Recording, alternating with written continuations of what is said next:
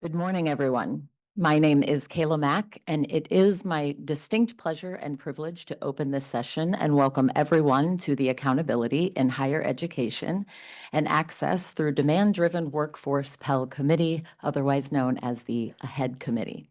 Myself and my co-facilitator, Mike Franzak, want to acknowledge the negotiated rulemaking process, which is outlined in Section 492 of the Higher Education Act of 1965 as amended.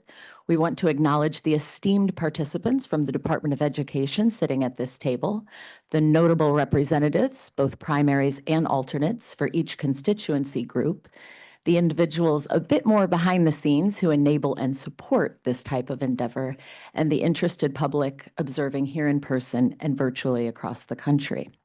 We are looking forward to the week ahead, working with everyone around this room and helping everyone move to a place where consensus is possible, as that is the ultimate pursuit of this committee. We've appreciated the sessions leading up to today that we've had with the department and each of the committee members to make introductions, share information, and learn a bit more about each of you. We're optimistic and encouraged by those engagements, and again, appreciate each of you making Mike and I a part of your preparation. Soon to come, we will make introductions of all the committee members, review some important aspects of the negotiated rulemaking process. But first, I would like to introduce everyone to Dave Musser, Acting Director of Policy Coordination Group and our federal negotiator, Jake Lalo, Program Attorney in OGC, and Jeff Andrade, Deputy Assistant Secretary for OPE Policy, Planning, and Innovation. With that, Jeff, I'd like to turn it over to you.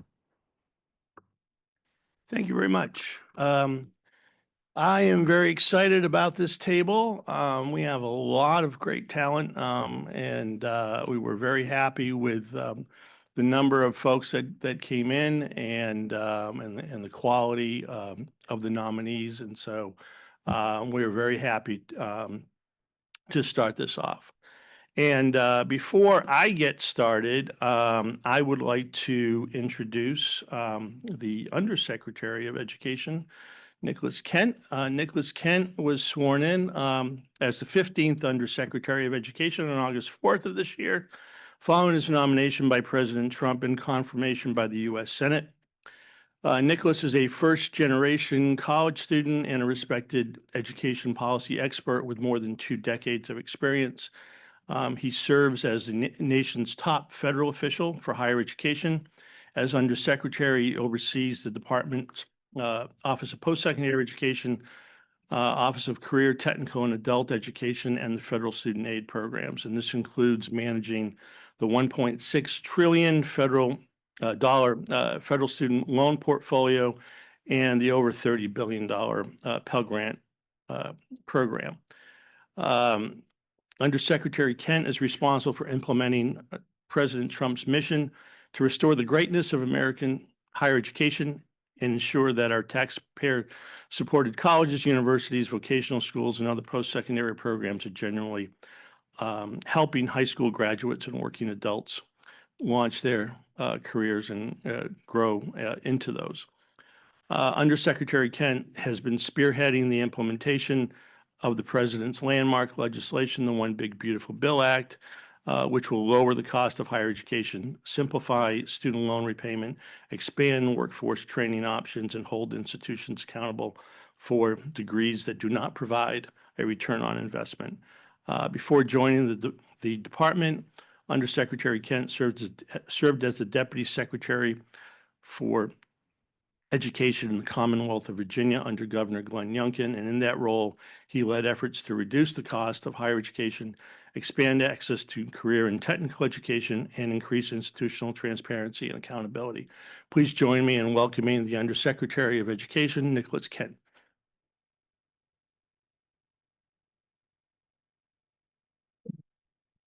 Good morning, everybody. I think we can do better. Good morning. Yeah, there we go. Thank you, Jeff. Good morning, everyone, and welcome to today's negotiated rulemaking session on accountability in higher education and access through demand-driven workforce Pell, or AHEAD. On behalf of Secretary McMahon and everyone here at the United States Department of Education, I want to express my sincere appreciation for your participation in this negotiated rulemaking. Whether you're joining us in person or virtually, we're grateful for the time and the commitment to this transformative process. I want to start with a short insight on the word accountability.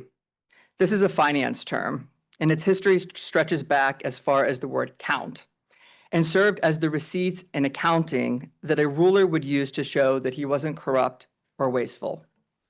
When the American people voted for accountability in higher education, which is a key promise of the Trump administration, it was a very simple demand. Through subsidized loans, grants, research, and other budget items, taxpayers are funding a massive federal expenditure on post-secondary education. The receipts they want are results. Student success, loans being paid off, increasing levels of post-secondary attainment and labor force participation, a workforce that is ready for the best jobs in the economy. With today's negotiated rulemaking, or NEGREG, as some of you say, we have been tasked by Congress to set up a system that can print these results for the American people. As we look ahead, today's negotiated rulemaking represents an exciting opportunity to shape the future of higher education, ensuring the work that we do today leads to meaningful, lasting changes for students and families across this great nation. Thank you for being here, for being an accountant of higher education and contributing to that goal. It is hard to believe that just over a month ago, we concluded the first negotiated rulemaking, the Reimagining and Improving Student Education, or RISE Committee, on the One Big Beautiful Bill Act, which focused on the student loan provisions like federal student loan caps and the creation of a new lawful income-driven repayment plan.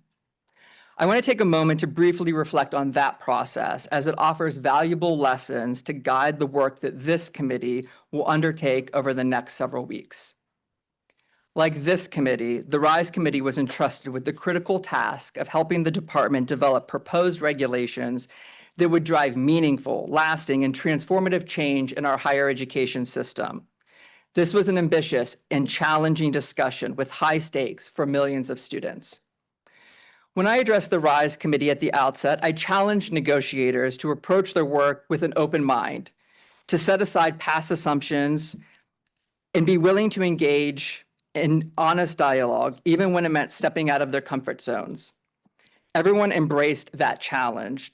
Instead of digging in their heels or questioning one another's motives, they focused on the bigger picture. That was ensuring that we fix our higher education system so it works best for those who truly matter: students, families, employers, and taxpayers. Those conversations were often difficult, the decisions complex, and at times the negotiators faced significant pressure to resist and maintain the status quo. But the status quo is no longer an option, especially under the Trump administration. The Secretary and I are firmly committed to transforming higher education in America, leaving it in a better state for future generations. The RISE Committee helped us take a major step forward by working collaboratively to develop regulatory proposals that reflect a shared vision for a stronger, more accountable higher education system. And we encourage this committee to do the same as we go through the next two sessions.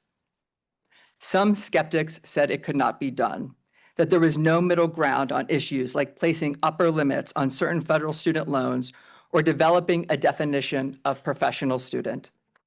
But the RISE Committee demonstrated that when we prioritize students and families over entrenched systems, we can agree on how to accomplish meaningful change. The committee reached consensus on every regulatory provision that they were tasked with, and that was a resounding success, not just for that committee, but more importantly, for students and families. Their work will result in a streamlined repayment system and sensible lending limits that will help push tuition down and ultimately make college more affordable. I challenge you to take this approach in the same spirit of collaboration and open-mindedness. We are at a turning point, and your efforts will directly influence the path forward. But this process here will only be successful if we remain committed to listening, to learning, and to moving forward together, not as individual stakeholders, but as a unified force for progress. As you take your seats at this table, following in the footsteps of your predecessors on the RISE committee, I want each of you to remember that the status quo is already fading. Change in higher education is already underway. Your challenge is to keep that momentum going through these negotiations. It's not a question of whether you will help create a better future for higher education. It's a question of how great that future will be. The landscape is already evolving because it must. Americans are demanding it. Our current system is failing to meet the needs of students, families, and employers. A 2025 Gallup poll showed and highlighted the growing dissatisfaction with college. Only 35% of Americans say college is very important today, down from 75% in 2010. We are witnessing a dramatic loss of confidence in higher education, and we must course correct now. The urgency of this course correction makes the work of this committee both exciting and challenging. This committee has the exciting responsibility of helping us develop a new regulatory framework for a federal student aid program, the Workforce Pell Grant Program. This work is critical yet ambitious. Drafting these new rules is like carving a new sculpture for the first time, with no model to replicate. Before we get started on the specifics of the Workforce Pell Program, I want to take a moment to underscore a critical point. We, the Trump administration, are fully committed to publishing the final regulations for the Workforce Pell Program to be implemented by the July 1st deadline that Congress has set. Although we recognize this is an accelerated timeline, I want to assure you, each negotiator, that this administration has already done extensive pre-work leading up to these negotiations. We've convened stakeholders for listening sessions, gathered feedback from a variety of federal agencies, including our Department of Labor colleagues, and incorporated that feedback into our planning process and the regulatory text that you received last week. I also want to highlight that we have intentionally carved out this entire week for Workforce Pell. We are not asking you to vacillate between two separate and complex topics. By dedicating this week solely to Workforce Pell, we want to ensure that you have the time and the space to fully consider the policy implications, operational challenges, and long-term outcomes of this new program. We encourage each of you to stay actively engaged with your stakeholder groups throughout the week to gather questions, perspectives, and insights. But we also have a clear statutory deadline to meet, and we fully intend to meet it. With your expertise and collaboration, we can ensure this program is not only launched on time, but launched with the strength and the clarity that students, families, and employers deserve. Congress has tried for nearly a decade to bring Workforce Pell to life, and now, under President Trump's bold leadership, we're not just talking about it anymore, we're launching it. This new financial aid option will be available next summer, unlocking exciting opportunities for Americans to access high-quality, career-driven education. This is a game changer for those ready to take charge of their futures and enter the workforce equipped with the skills that they need to succeed. This new program is designed to better connect education to the demands of the economy and the workforce, expand federal investment in our traditional workforce development programs, promote alternative pathways to the traditional four-year college experience while ensuring that those alternative pathways are stackable to additional post-secondary opportunities, accelerate students through their education and into well-paying careers, and reduce student debt by eliminating the need for students to take on unnecessary coursework. No longer will the federal government send the same old message to students that without a four-year college degree, they are unworthy of student aid. Those who enroll in short-term programs go on to become technical experts, engineers, healthcare providers, and skilled tradesmen and women who make America's economy the best in the world. This is not about creating a dual-track system in higher education. Rather, this work is about demonstrating that short-term and traditional programs are not mutually exclusive.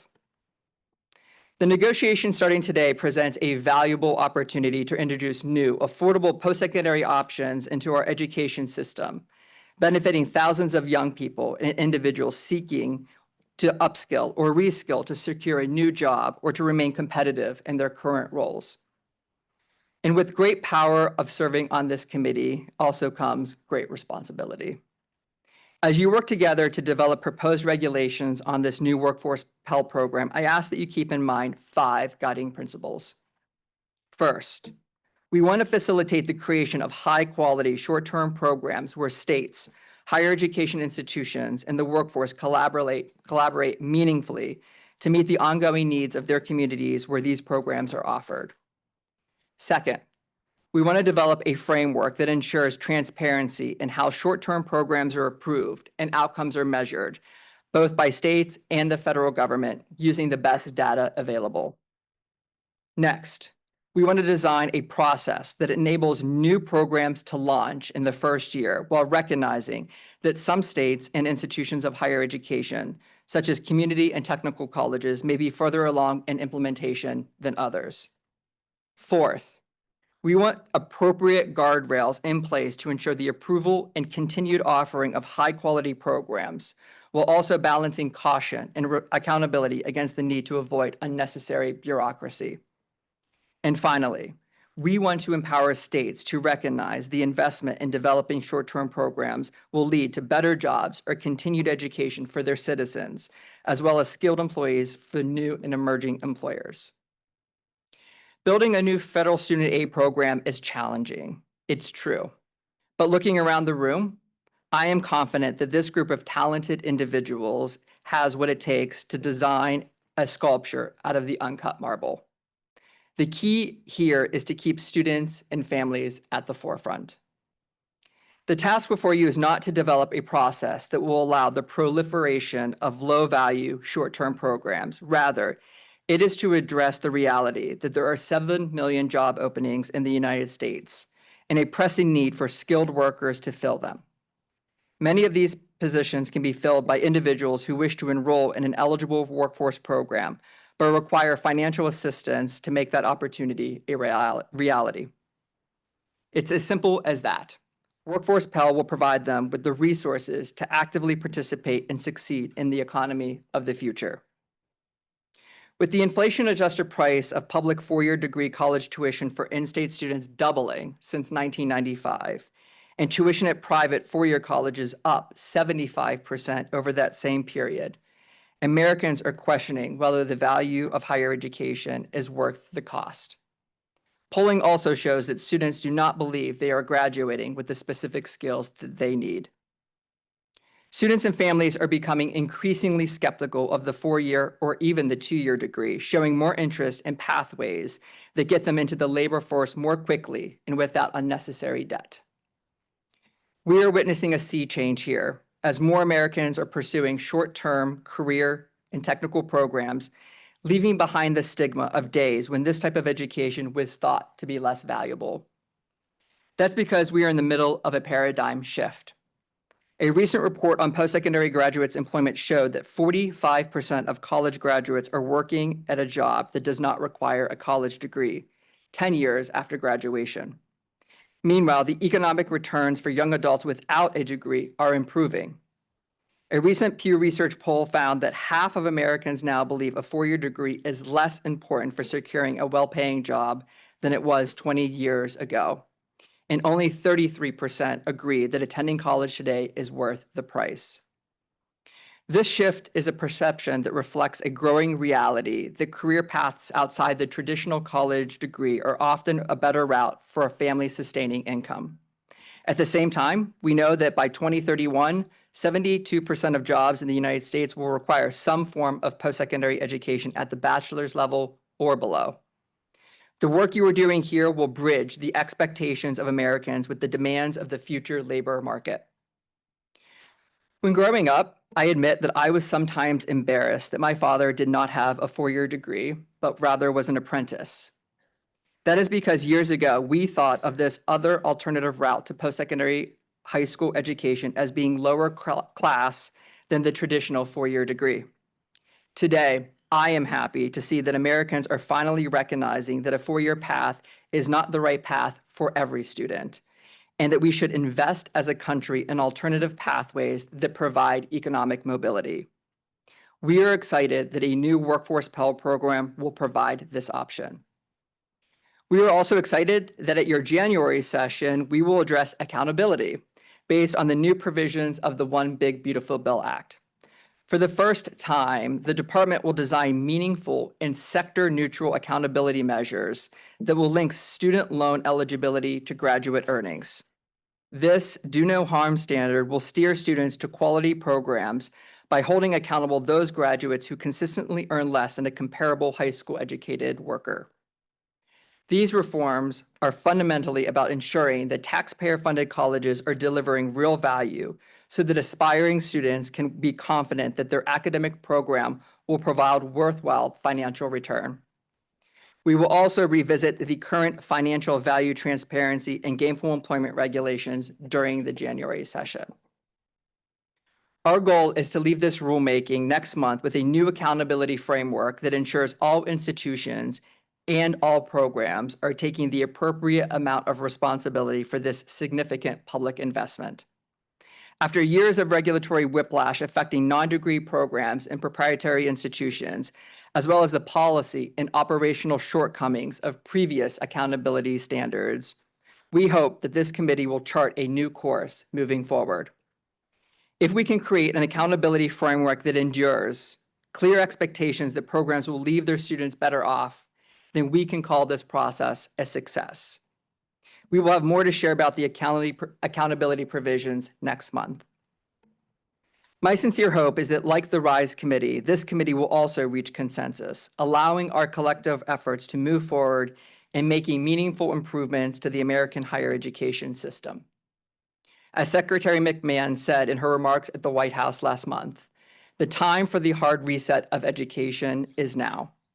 For higher education, that means returning to its core promise of opening opportunity, fostering professional growth and responsibility, and preparing students for rewarding and remunerative careers. Thank you again for your service. I wish you a productive and collaborative rulemaking session. And with that, I will turn it over to our facilitators to kick us off. Thank you.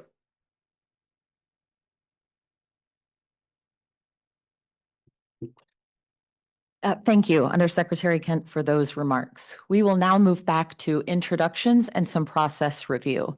In addition to Mike and I welcoming everyone, we will be acting as your neutral facilitators. We will be focused on procedural quality and efficiency, advancing your productive discussions and deliberations, engaging in meaningful and respectful engagement, and your pursuit of consensus. I want to be clear that at no time will we act in the advancement of a policy position, a proposal, or any particular outcome. We will instead help structure the conversation, ensure that all of you have equitable opportunities to participate and provide input, and that each of you, again, feel heard and respected through the process.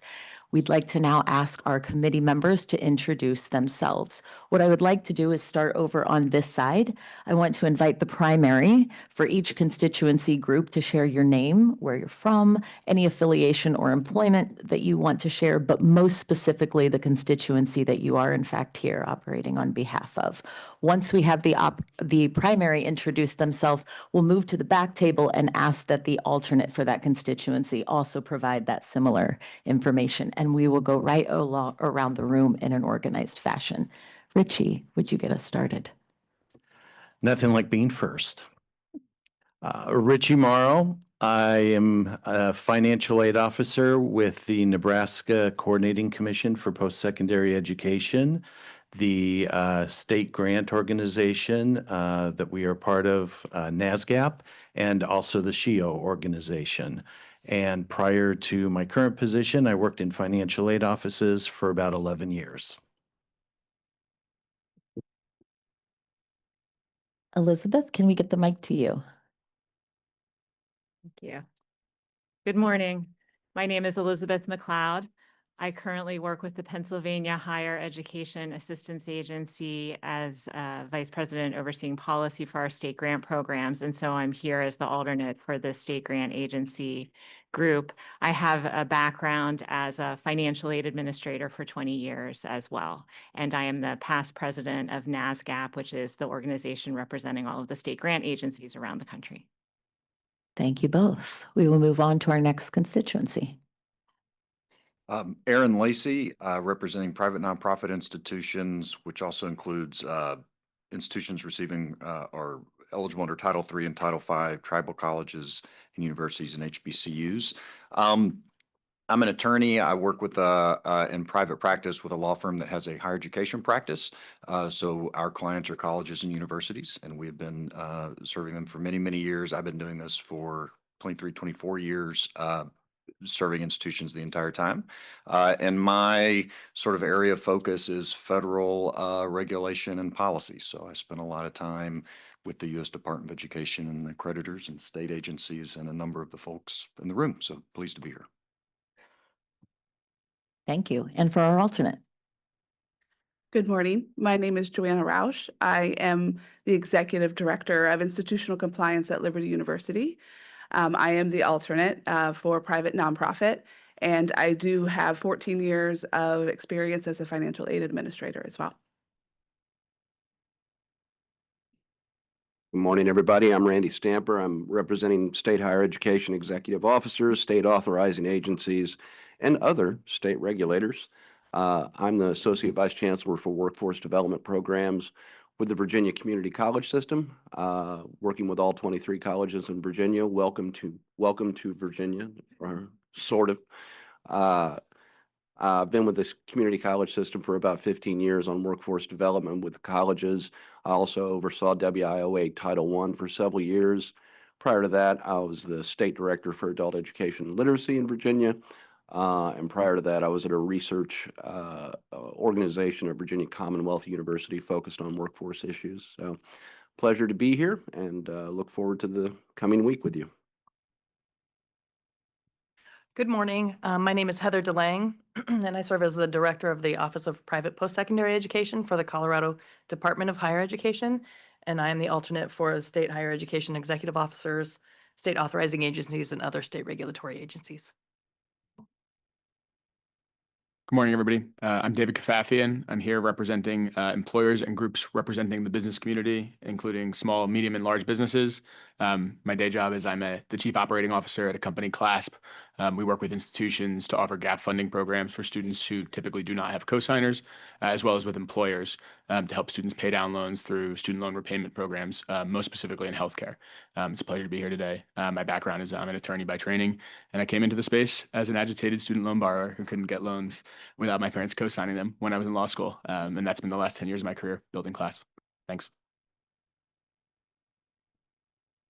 Hi, everybody. My name is Dennis Cariello. I am the alternate for the employer group. I'm also an attorney and work at a law firm that specializes in higher education matters and Title IV and policy work. It's nice to see so many familiar faces around the table. So I think this should be a fun and hopefully productive week. Look forward to being here. Thanks. Good morning, everyone. My name's Preston Cooper. I'm representing taxpayers in the public interest. I'm a senior fellow at the American Enterprise Institute, which is a nonprofit, nonpartisan think tank based here in Washington, D.C. My area of focus is the economics of higher education, including the federal student loan program and higher education return on investment. Very excited to be here. Hi, my name is Ethan Pollock. I'm an alternate representing the taxpayers in public interest. I'm a senior director with the national organization Jobs for the Future, which uses policy and innovative programmatic approaches to drive economic advancement through higher ed and workforce systems. And my background is in economic and education research and policy, and I am super honored to be here with you. Good morning. I'm Jeff Arthur. I'm with ECPI University, known as East Coast Polytechnic Institute. I'm here representing the proprietary institutions, and this is my 42nd year in being responsible for administrating federal student aid programs at an institution. And this is my third NEGREG, so here we go. Hi, my name is Ryan Claybaugh. I'm with the Paul Mitchell Schools, which are made up of schools individually owned and operated by small businesses. I've been with them for about 17 years, and I am currently the COO of the franchise company for those schools. And I'm happy to be here and learn the process.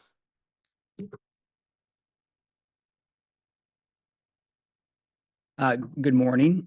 My name is Michael McComas. I'm the Executive Director with the Accrediting Commission of Career Schools and Colleges, representing institutional and programmatic accrediting agencies recognized by the Secretary. I've been working in accreditation for 31 years. I started in 1994 with this agency and have had the opportunity to kind of see the evolution of what Undersecretary Kent was talking about and the value of workforce training. So happy to be here. This is my 8th negotiated rulemaking, so I just can't get enough, really. But it's a pleasure to be here. I'm super excited and very hopeful that we can reach consensus. Good morning. My name is Gary Litke. I'm the CEO of ARTS, the Association of Advanced Rabbinical and Talmudic Schools, on behalf of their Accreditation Commission. And I'm a recovering attorney. Was in corporate and real estate practice, most recently at Gibson Dunn. Retired about 3 years ago. And I've now jumped into the higher education realm, and this is my first trip to the rodeo, and I'm eager to meet everyone and listen and learn. Good morning. My name is Kristen Holquist. I am CEO and founding partner of HCM Strategists. I'm here today representing the public sector and the public sector receiving Title III and V funds. I am chair of the board of Metropolitan State University in Denver. We are the state's largest Hispanic serving institution. 39% of our students receive a federal Pell Grant. I myself received a federal Pell Grant. I am a veteran of the National Governors Association and the U.S. Department of Education, where I have previously served as senior advisor to the undersecretary in the Bush administration. Glad to be here. Good morning. My name is Tanja Williams. I'm the president of St. Petersburg College in Florida. I'm a part of the Great 28, and I've been in higher education for 38 years. My first job was a financial aid accounting clerk. Know a lot about financial aid and very pleased to be here. And like Gary, this is my first ride to the rodeo. Good morning. I'm Rachel Stevens Parker. I'm the Executive Director of the Governor's Workforce Development Board in the state of Maryland. Really a pleasure to be here with you all this morning. Prior to working in Maryland, I have 14 years of workforce development, program policy, and strategy experience, most recently serving governors at the National Governors Association as well, also a veteran, where I had the pleasure of leading the team that was advising and consulting governors across the country on workforce and education strategy and economic opportunity. I really got my start working with constituents who I really wish had access to opportunities like the ones we're talking about here today, and just honored to be part of helping work with this group to get it right. And I see our 2 coaches here at the end. I'm a first timer as well, so I think we're going to be looking to you for your experience, but happy to be here. Thank you. Good morning, everyone. I'm Andrea DeSantis. I'm the Assistant Secretary for Workforce Solutions at the North Carolina Department of Commerce. Excited to be here today representing state workforce agencies and workforce development boards. We're really excited about the opportunity for this new federal program and how we can braid it and connect it with our existing WIOA programs. I got my start as a higher education researcher, really interested in making college and workforce training accessible to individuals. So excited to be here for my first time today with all of you. Good morning, everybody. My name is Tamar Hoffman. I'm a staff attorney at Community Legal Services of Philadelphia's Consumer Rights Unit. I'm here today representing legal aid, consumer rights, and civil rights organizations that work with students. Thank you. Good morning. My name is Zoe Kemmerling. I'm the alternate negotiator for the constituency, including legal aid, consumer rights, and civil rights. I'm currently a staff attorney in the consumer unit at Legal Aid DC here in the district. I formerly worked at another nonprofit consumer-focused law firm in California. In both those roles, among other duties, I've advised and represented former students and borrowers dealing with problems related to student loan debt and financing. Thanks for having me. Hi there. Good morning. My name is Matthew Fien. I'm the Senior Policy Advisor for the Veterans Education Project. I'm a graduate of Western New England University School of Law, and I am here representing student veterans, student service members. Thank you so much, Kayla. and the groups that representing them. Just want to say that there are veterans watching here today, and we have veterans here in the room this morning. And I've been a member of the military and the Reserve and National Guard for quite some time, one combat zone deployment, and my second deployment was to the southern border wall. So I care very much about my fellow soldiers and my fellow service members, and I look forward to representing their interests here today. Good morning, everyone. My name is Julie Howell. I'm an Associate Legislative Director with Paralyzed Veterans of America. I am the alternate representing veterans and military-affiliated students. For Paralyzed Veterans of America, I carry the Economic Opportunity Portfolio focused on education and employment opportunities for disabled veterans. I have a history working with universities as the Student Veteran Program Coordinator. I've run work study groups, etc. I'm just excited to be here. Also my first time, so if you see me in the corner with like a deer in headlights, I'm just overwhelmed, but thank you. Good morning, everybody. I'm Eric Atchison, and I work at the Arkansas State University System Office in Little Rock. Our system is actually made up of both 2-year and 4-year institutions. So prior to serving there, I worked at the state level in Mississippi as well as at the institution. I also am a part-time faculty member at a public institution. And my constituency group are students who are currently enrolled in receiving Title IV aid through the Higher Education Act. So we are looking forward to really representing that student voice here today. As you may all have noticed, I am the sole member on the committee that represents students. So to assist me in representing the approximate 9.3 million students that receive federal student aid, I'd like to propose that we also add Magnus Noble to join me as my alternate representative. Magnus is here with us today in the room behind me. He currently is a student at the University of Illinois in Springfield, and he serves as the elected by his fellow students, non-traditional student board member on the Illinois Board of Higher Education. Additionally, he serves as a Midwest Policy Fellow for the National College Attainment Network, supporting member organizations to help strengthen college affordability and low-income students. And he's ready to serve as a good faith negotiator and representative of the most essential voice in these conversations, which are students, both during this session as well as in January. And so Magnus and I welcome any questions from the committee. Thank you, Eric. Department, can we get your thoughts on the addition of an alternate for this particular constituency? Yes, the department supports adding Magnus as the alternate to that constituency. Okay. Can we invite Magnus to join our table up here? I believe perfect. Thank you very much. Thank you, Eric. Please. Thank you so much. While we're on the topic of adding negotiators to the table who should be here today, I'd like to propose that we add a separate seat for the civil rights community specifically. I'll note that Zoe and I were both nominated by the legal aid community, not the civil rights community, even though we've been asked to also represent civil rights. Civil rights really deserves its own seat at the table, given that at the core of the issues that we will be discussing during this rulemaking are civil rights issues, especially as school accountability issues are key for maintaining educational opportunity for low-income students of color and especially women as well. We are fortunate to have a civil rights advocate who's here today and ready to serve, Chavis Jones, who's standing right there. I'd like to propose that he be added to the table as well. Thank you so much for that motion. As we know per the protocols, adding an additional seat to the table would require a consensus check. But first, Department, I wondered if you would like to speak to this motion. No, we can go to the consensus check. Okay. We haven't covered our thumbs yet, but as you know from our pre-sessions, you can show your thumbs in support of adding this additional seat, or if we have one or more blocks, we have not reached consensus and will not, in fact, add the additional. May I please see the primaries here at the tables and our federal negotiators' thumbs?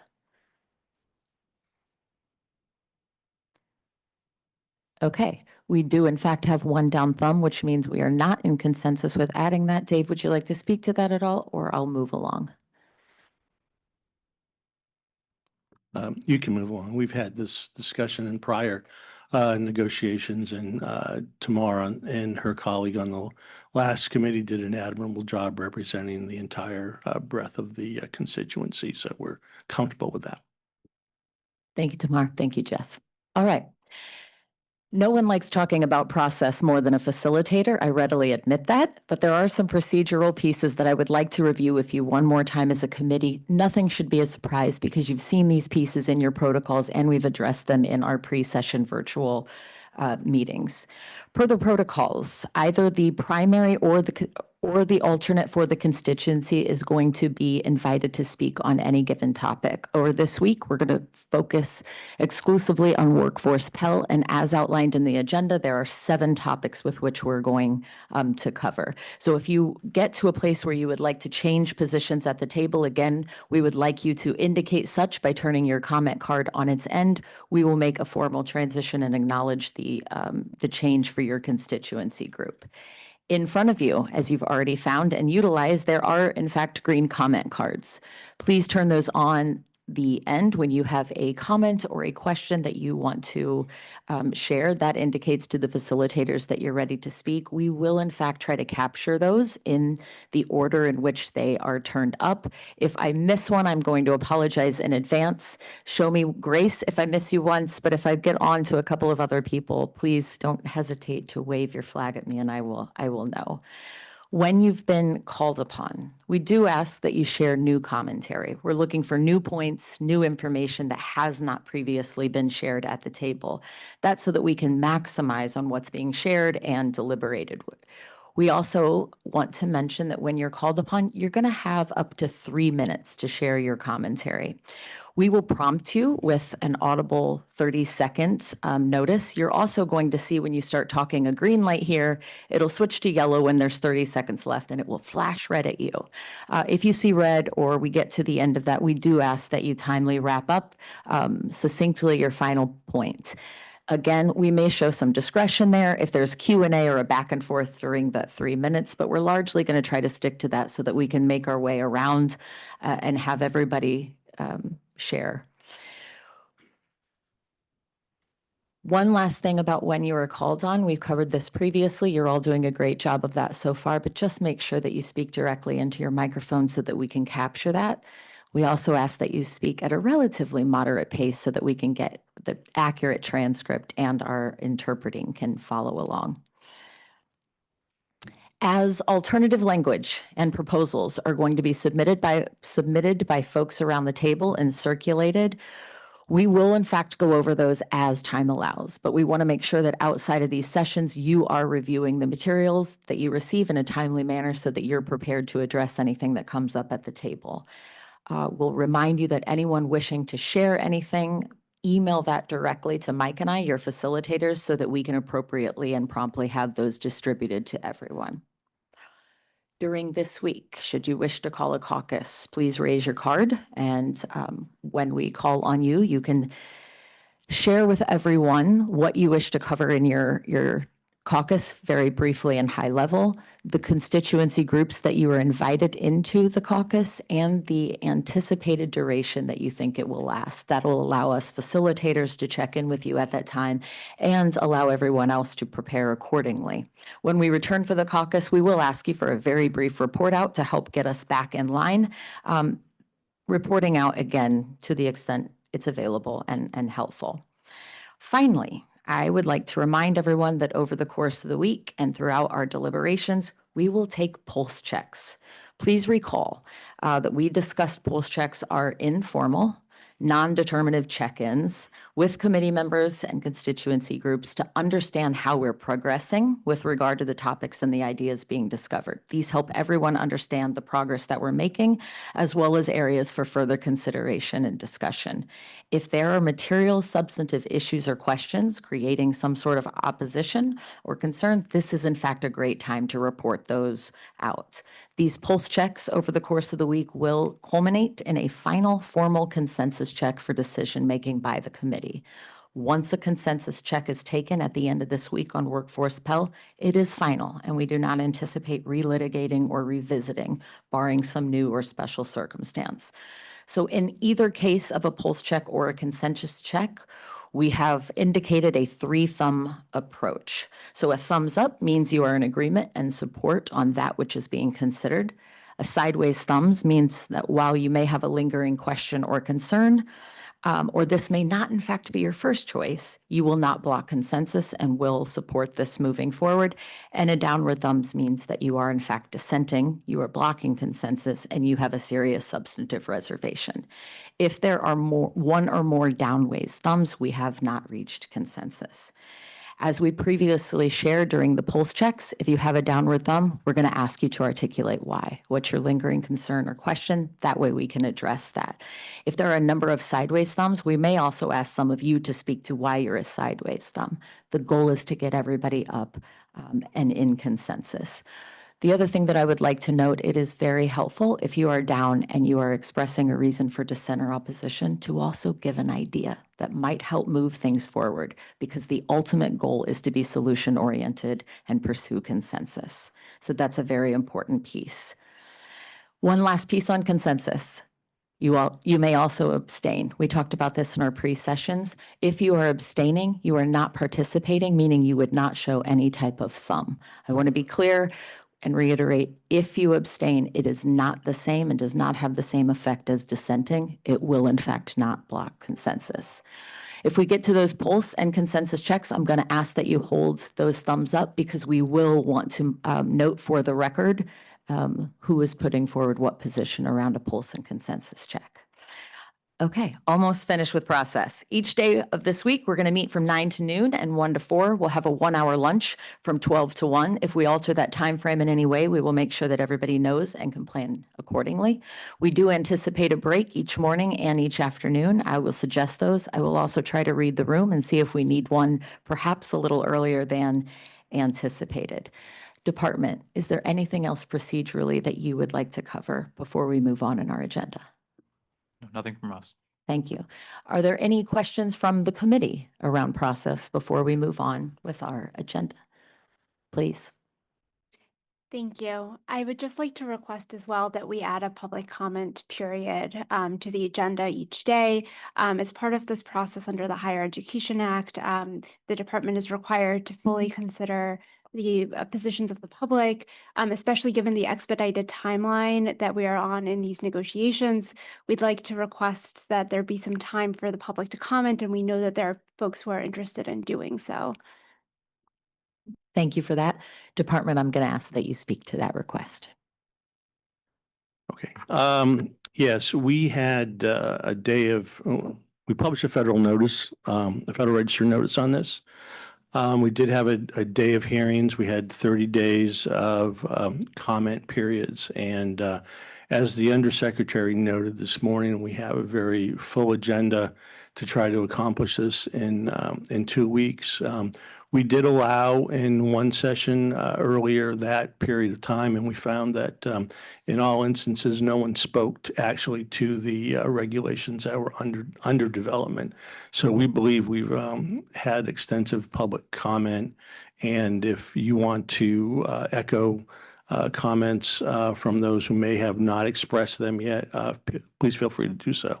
But we want to try to give the committee as much time as possible to get through this. Thank you, Jeff. Please.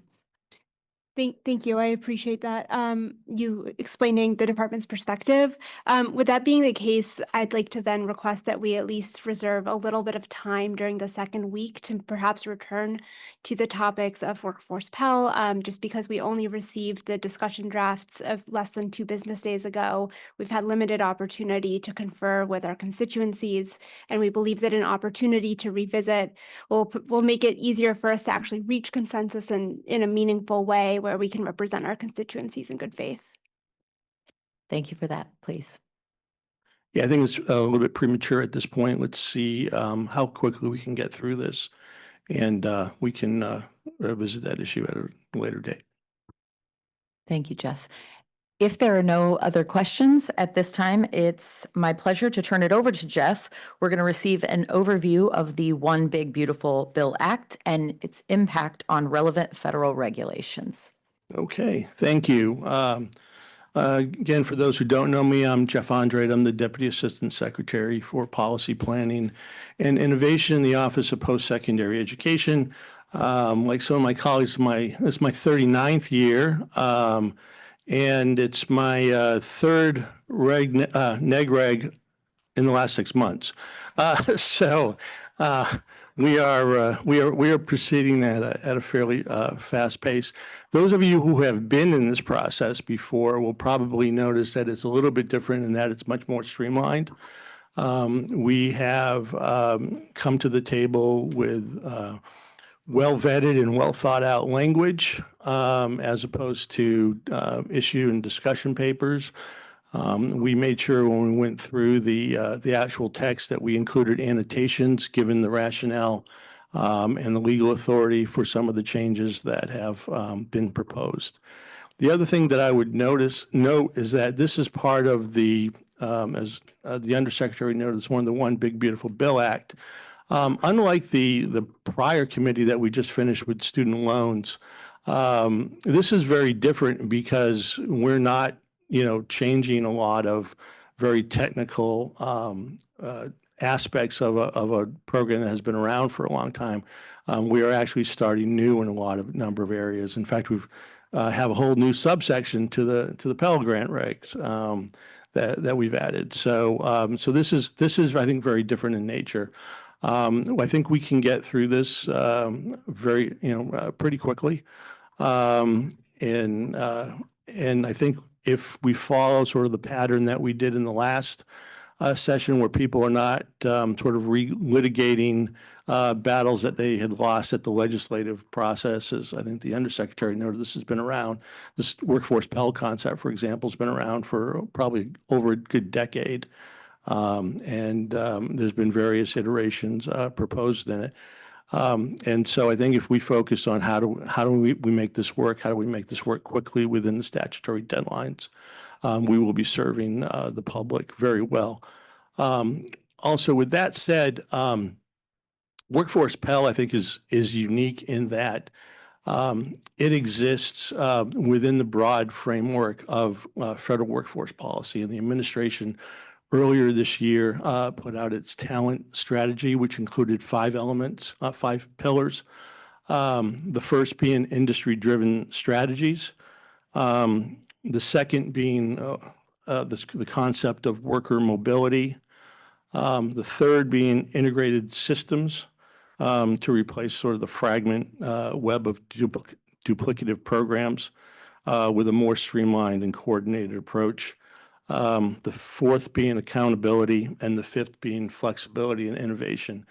And in that vein, I'd just like to acknowledge my counterpart, who's been very helpful from the Department of Labor, Merrick Lako, who's on my left shoulder, who's here to answer questions with regard to the integrations with the WIOA programs. There's been a lot of time and effort placed in terms of how to fit these together. I'll just sort of talk briefly about that. So we're really looking to align the supply of talent and training programs to labor market demand. We believe that Workforce Pell will allow learners to access Pell Grants for high quality, short-term workforce training programs and make sure that those programs are aligned to immediate employment needs and opportunities that are key to raising the national labor workforce participation rate. Any of you who are sort of fans of Mike Rowe and his podcast, have heard many times a number of people who are outside of the labor force, no longer working for, looking for work, and no longer participating in the workforce. And so we think this is a key way to bring some of those people in off the sidelines. Both the Department of Labor and the Department of Education will work together with governors and state workforce boards to identify the high-quality programs leading to positive employment outcomes that should be eligible for Workforce Pell. The enactment of Workforce Pell creates new opportunities to better align WIOA services, including the case management, career navigation, and employer engagement with training that can be supported through the Pell Grant program. The Department of Labor can also provide technical assistance to states to ensure statutory provisions that are designed to ensure Pell Grants are the primary source of funding when available and are implemented with fidelity. So we are very grateful to the Department of Labor for its partnership in this. And I said they brought their team over here to answer any questions regarding some of those programs for those of you who may not be familiar with it. So appreciate, I think we've had enough on speeches this morning, so I'm going to turn it back to Kayla, and we can start diving right into the nuts and bolts of this. So appreciate your time and attention. Thank you. Thank you very much, Jeff. At this juncture, if everyone's amenable, I would actually like to suggest about a 10-minute break. Upon our return, we'll dive into agenda and more substantive matters. So I tend to be friendly with breaks. We've got about 10 minutes. I may round up a little bit so that we can all be in our seats and ready to begin at 10 after the hour. Thank you all.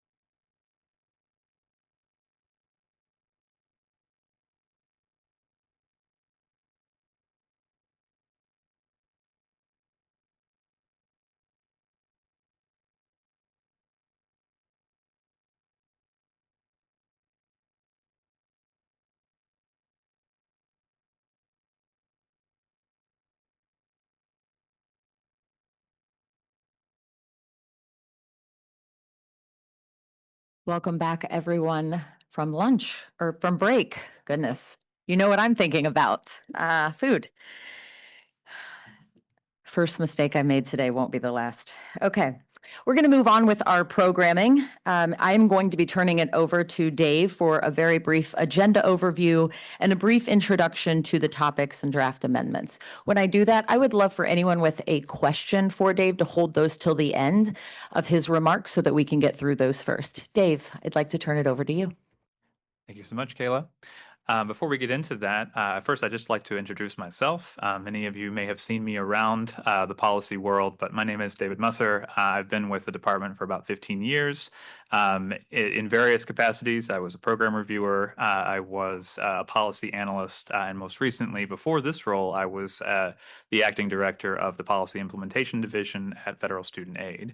Prior to that, I also worked as a financial aid administrator in the for-profit and nonprofit sectors. So I'm very much looking forward to working with you all.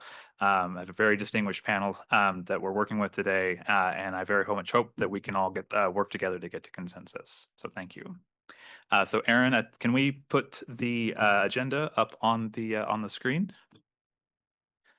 All right. So I just want to go through our agenda broadly. Today, we're going to spend much more time on each topic individually. So I don't want to spend too much time on any of them at this stage.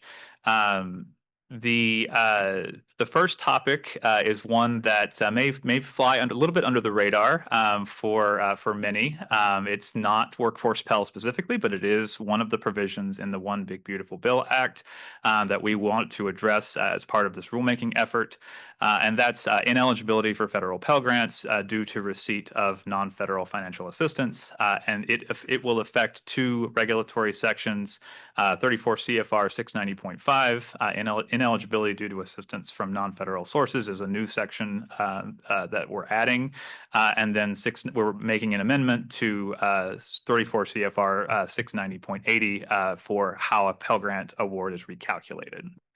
Then we will move on to our second topic, which is a somewhat broad topic covering a lot of different changes to both the institutional eligibility general provisions and then the student financial assistance general provisions regulations, as well as the general Pell Grant regulations. I won't go through all of them in detail now, but we will address all of those in detail when we get into topic 2. Then we plan to have our lunch break. If we need to, we can obviously have that lunch break a little bit earlier, but we'll play that by ear.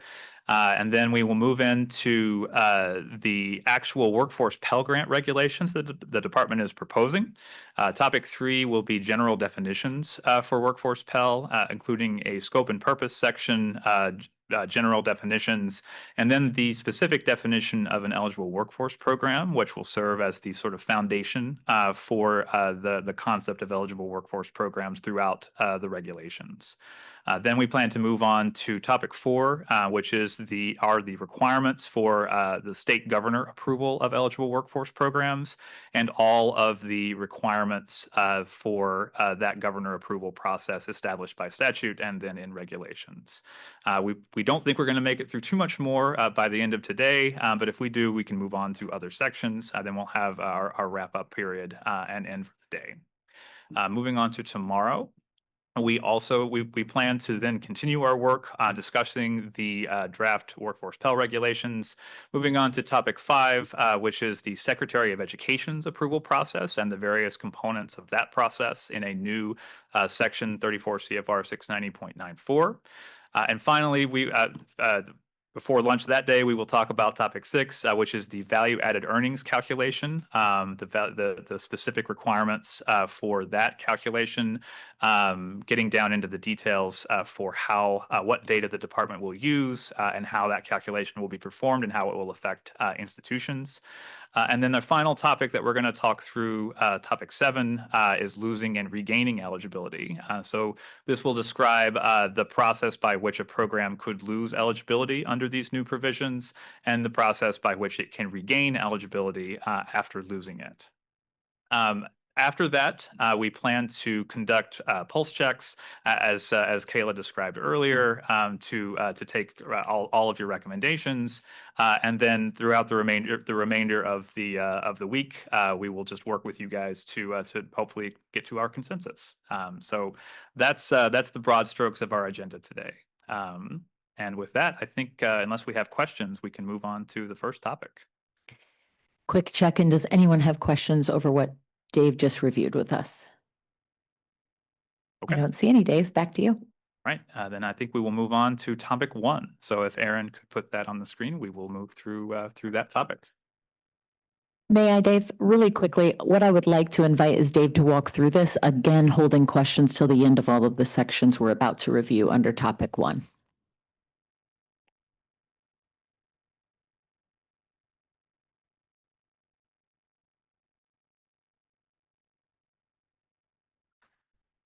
All right. All right, so starting in on topic 1, which is ineligibility for federal Pell Grants due to receipt of non-federal financial assistance. So as I mentioned earlier, this topic is not specifically related to Workforce Pell. It affects eligibility for Pell Grants for all types of programs that qualify for Pell Grants. So this is not limited to Workforce Pell. I just want to say that at the outset. This is related to the One Big Beautiful Bill Act, Section 83004, which specifically provides that a student shall not be eligible for a federal Pell Grant for a period during which the student receives grant aid from non-federal sources, including states, eligible institutions, or private sources, in an amount that equals or exceeds the student's cost of attendance. So the only thing that the department changed from the statutory definition was specifying the specific period that we're referring to here, which is the award year. The only thing that I want to point out in this regulatory text is that when we refer to the cost of attendance here, we mean the exact cost of attendance. The financial aid administrators and those with experience in the room know that over the history of the federal Pell Grant program, the department has used a student's full-time, full-year cost of attendance as the basis for calculating a Pell Grant. That is not the cost of attendance that we're referring to here. This is the specific and exact cost of attendance for the award year, which would be a different value depending on the student's enrollment status. So just something to keep in mind that may affect the institution's implementation of this provision. So then I think we'll go on to the next section here before we pause for questions. So this second section is 690.80, which is the section that describes the various situations that a Pell Grant can be recalculated after an institution performs its initial calculation of the Pell Grant. As you know, for those who are familiar with the federal Pell Grant requirements, this section has various types of changes that can occur during an award year after an initial calculation is performed that could cause an institution to either voluntarily recalculate a Pell Grant or in some cases requires an institution to recalculate a Pell Grant. This is a new situation that needed to be addressed in the federal Pell Grant regulations. And here we've added a section D, a subsection D, that addresses a case where after a student has received the entire Pell Grant that they were eligible to receive, if the student receives non-federal assistance that equals or exceeds the student's cost of attendance, this provision indicates that the institution must take one of two actions. If it is able to, it must reduce the non-federal assistance until it does not equal or exceed the cost of attendance. If it is unwilling or chooses not to reduce that non-federal assistance, it must return all of the student's Pell Grant funds received for that award year. And I just want to point out here that would include crossover periods that are assigned to that particular award year. If, for example, a payment period crosses over July 1st, again, as many of you may know, an institution has the ability to assign that payment period either to the prior award year or the subsequent award year. For these purposes, that would be the funds received for that award year, whichever one the institution chooses is what's implicated in this provision. So I'll pause there and take comments. Over topic 1, do we have any questions or comments? Okay, thank you very much. Kristen, please. Thank you. 1, congratulations, Department. This is an excellent package. It's pretty clear. I just have 2 comments and suggestions. The first is related to ineligibility, to create, to recognize that for students experiencing homelessness, foster youth, that they are waived from this particular provision. There specifically would be consistent with Section 480 subparts 1-4 of the Higher Ed Act that establishes certain aid for foster youth. As you mentioned, the student's enrollment status, the cost of attendance varies here, but it also varies if you need full year housing, as in the case of foster youth.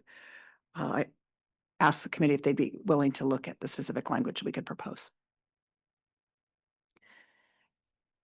Yeah, if you have specific language, please send it to us and we'll take a look. Thank you. I'd remind you again to send it to us and we'll distribute it to everyone. Thank you. Thank you, Kayla.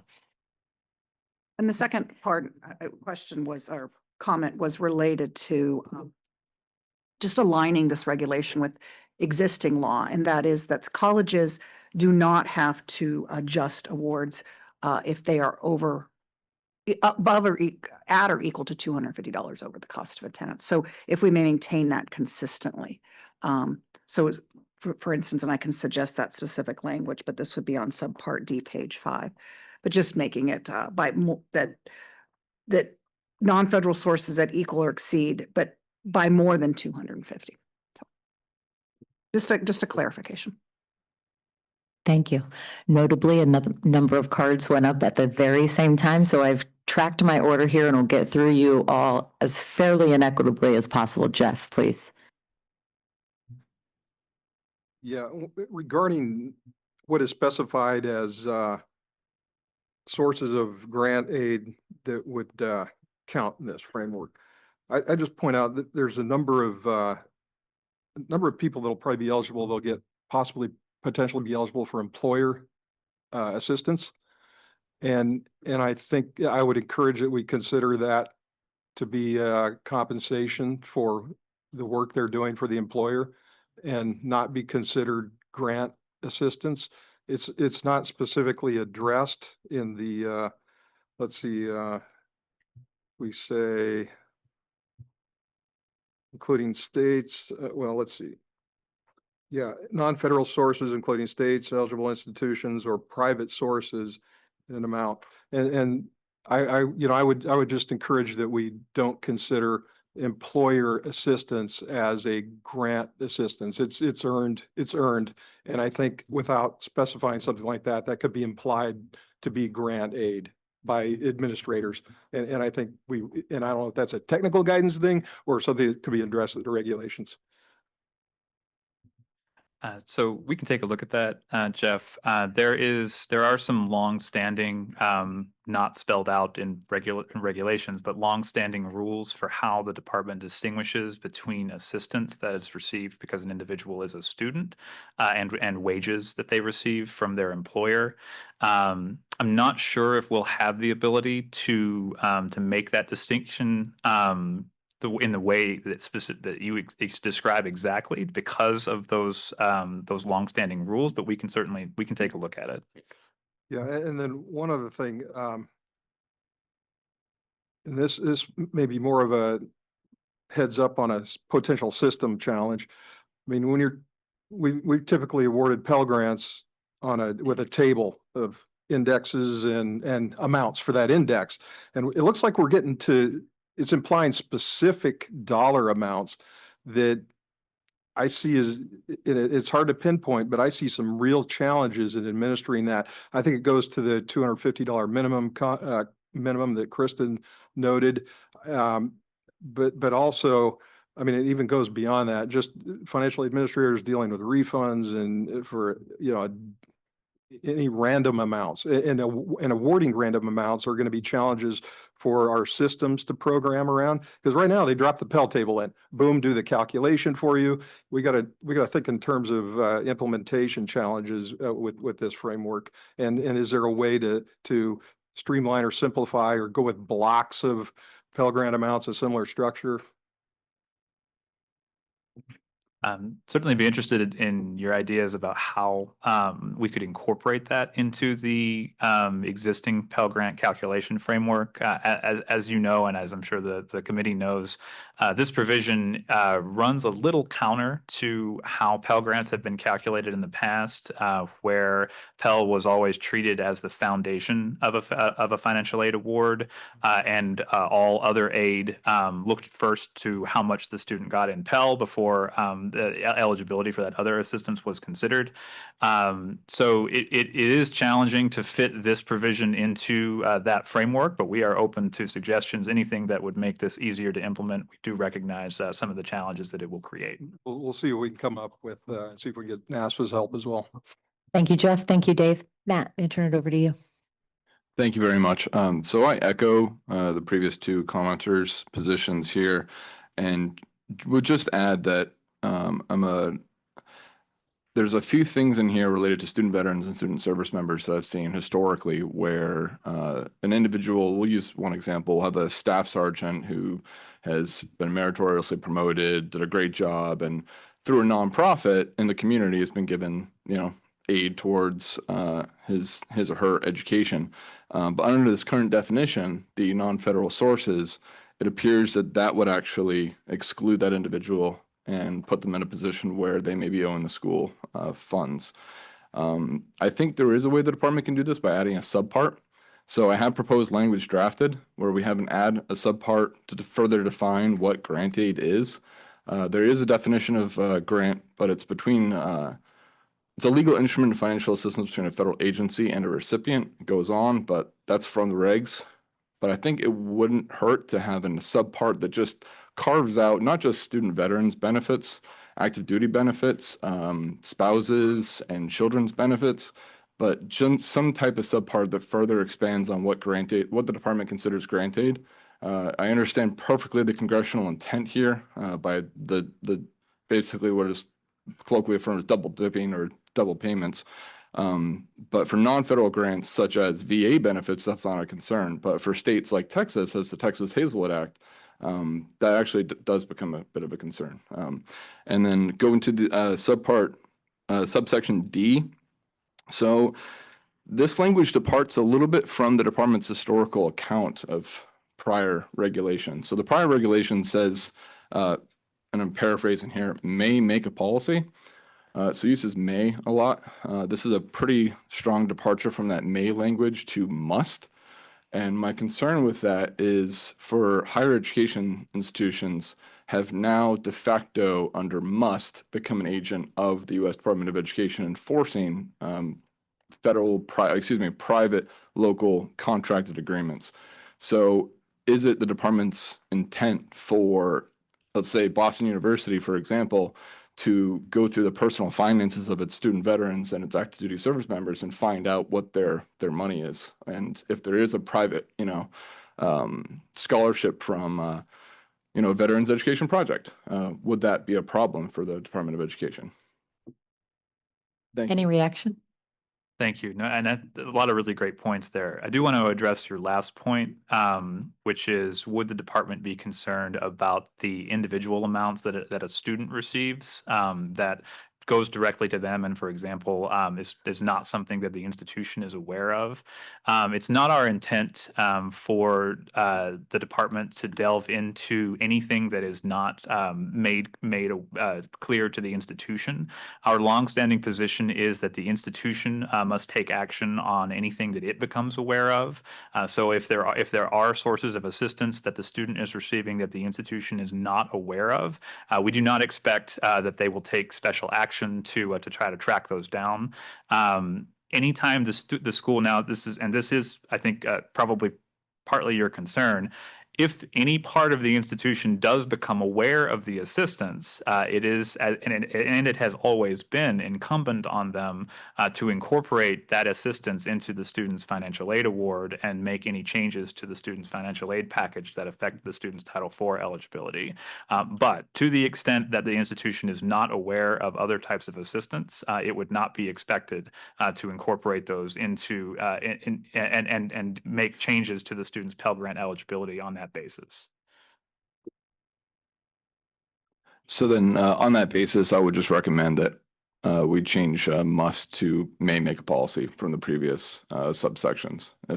So under that same regulatory piece for the subsections, it says may make a policy. I would just recommend that we replace must with may make a policy. Thank you, Matthew. Jake, did you want to speak on that? Yeah, one quick response to that. The reason why it has to be must is because the statute says that they're not eligible for a Pell Grant if they're receiving, non-federal aid at or exceeding the cost of attendance. So D really just kind of explains that they need to make that reduction to maintain that eligibility. So it has to be must. If it was may, we would effectively be making compliance with both the statute and regulations optional. And so the two can't flow together. Thank you, gentlemen. Tamar, I'm going to move on to you. Thank you. I just wanted to propose that under subsection D, that we add language that just clarifies that the assistance that is being referred to in the section as grant assistance. I think that can just be done by adding the word grant before the word assistance. I can submit that in writing as well if that's helpful. Yes, yeah, we appreciate that. Thank you. Thank you both. Now to this side. Richie, please, you have the floor. So I just want to clarify a scenario in subsection D. So let's say, for example, a student's cost of attendance is $20,000. They are receiving $13,000 in non-federal grant aid, and their calculated Pell is $7,000. They're at $20,000. In April of the award year, a community-based organization awards a $1,000 scholarship to this student. So subsection D is saying that entire $7,000 needs to be returned to the Department of Education. No.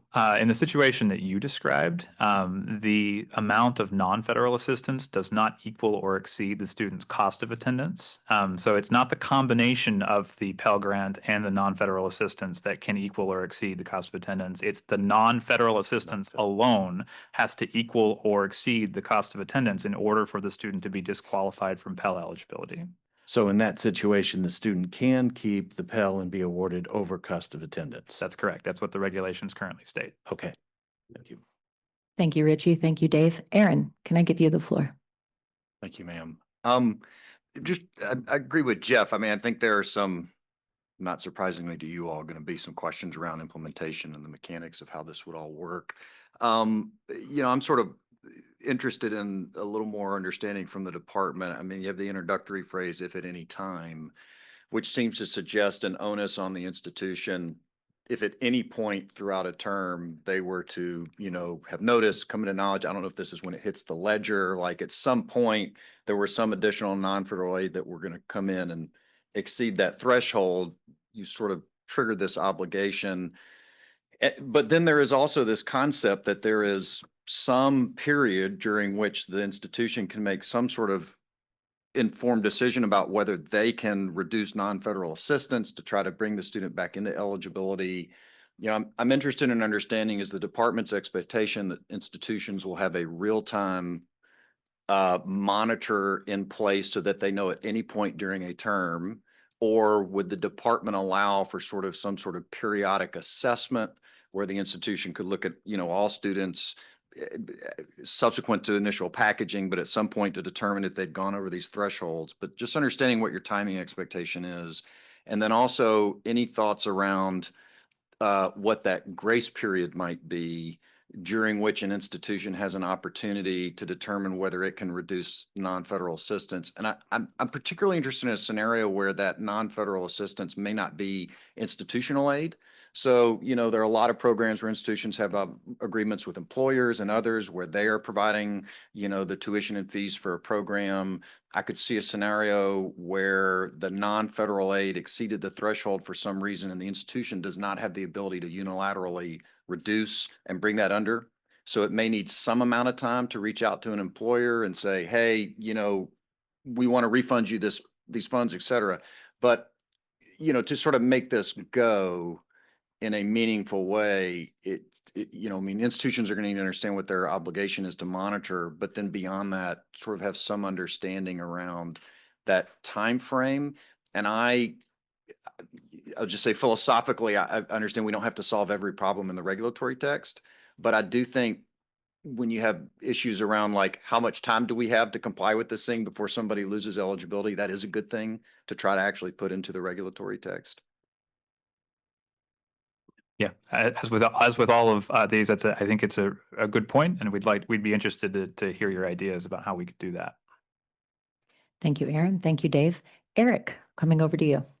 Thank you, Kayla. I've got 3 items.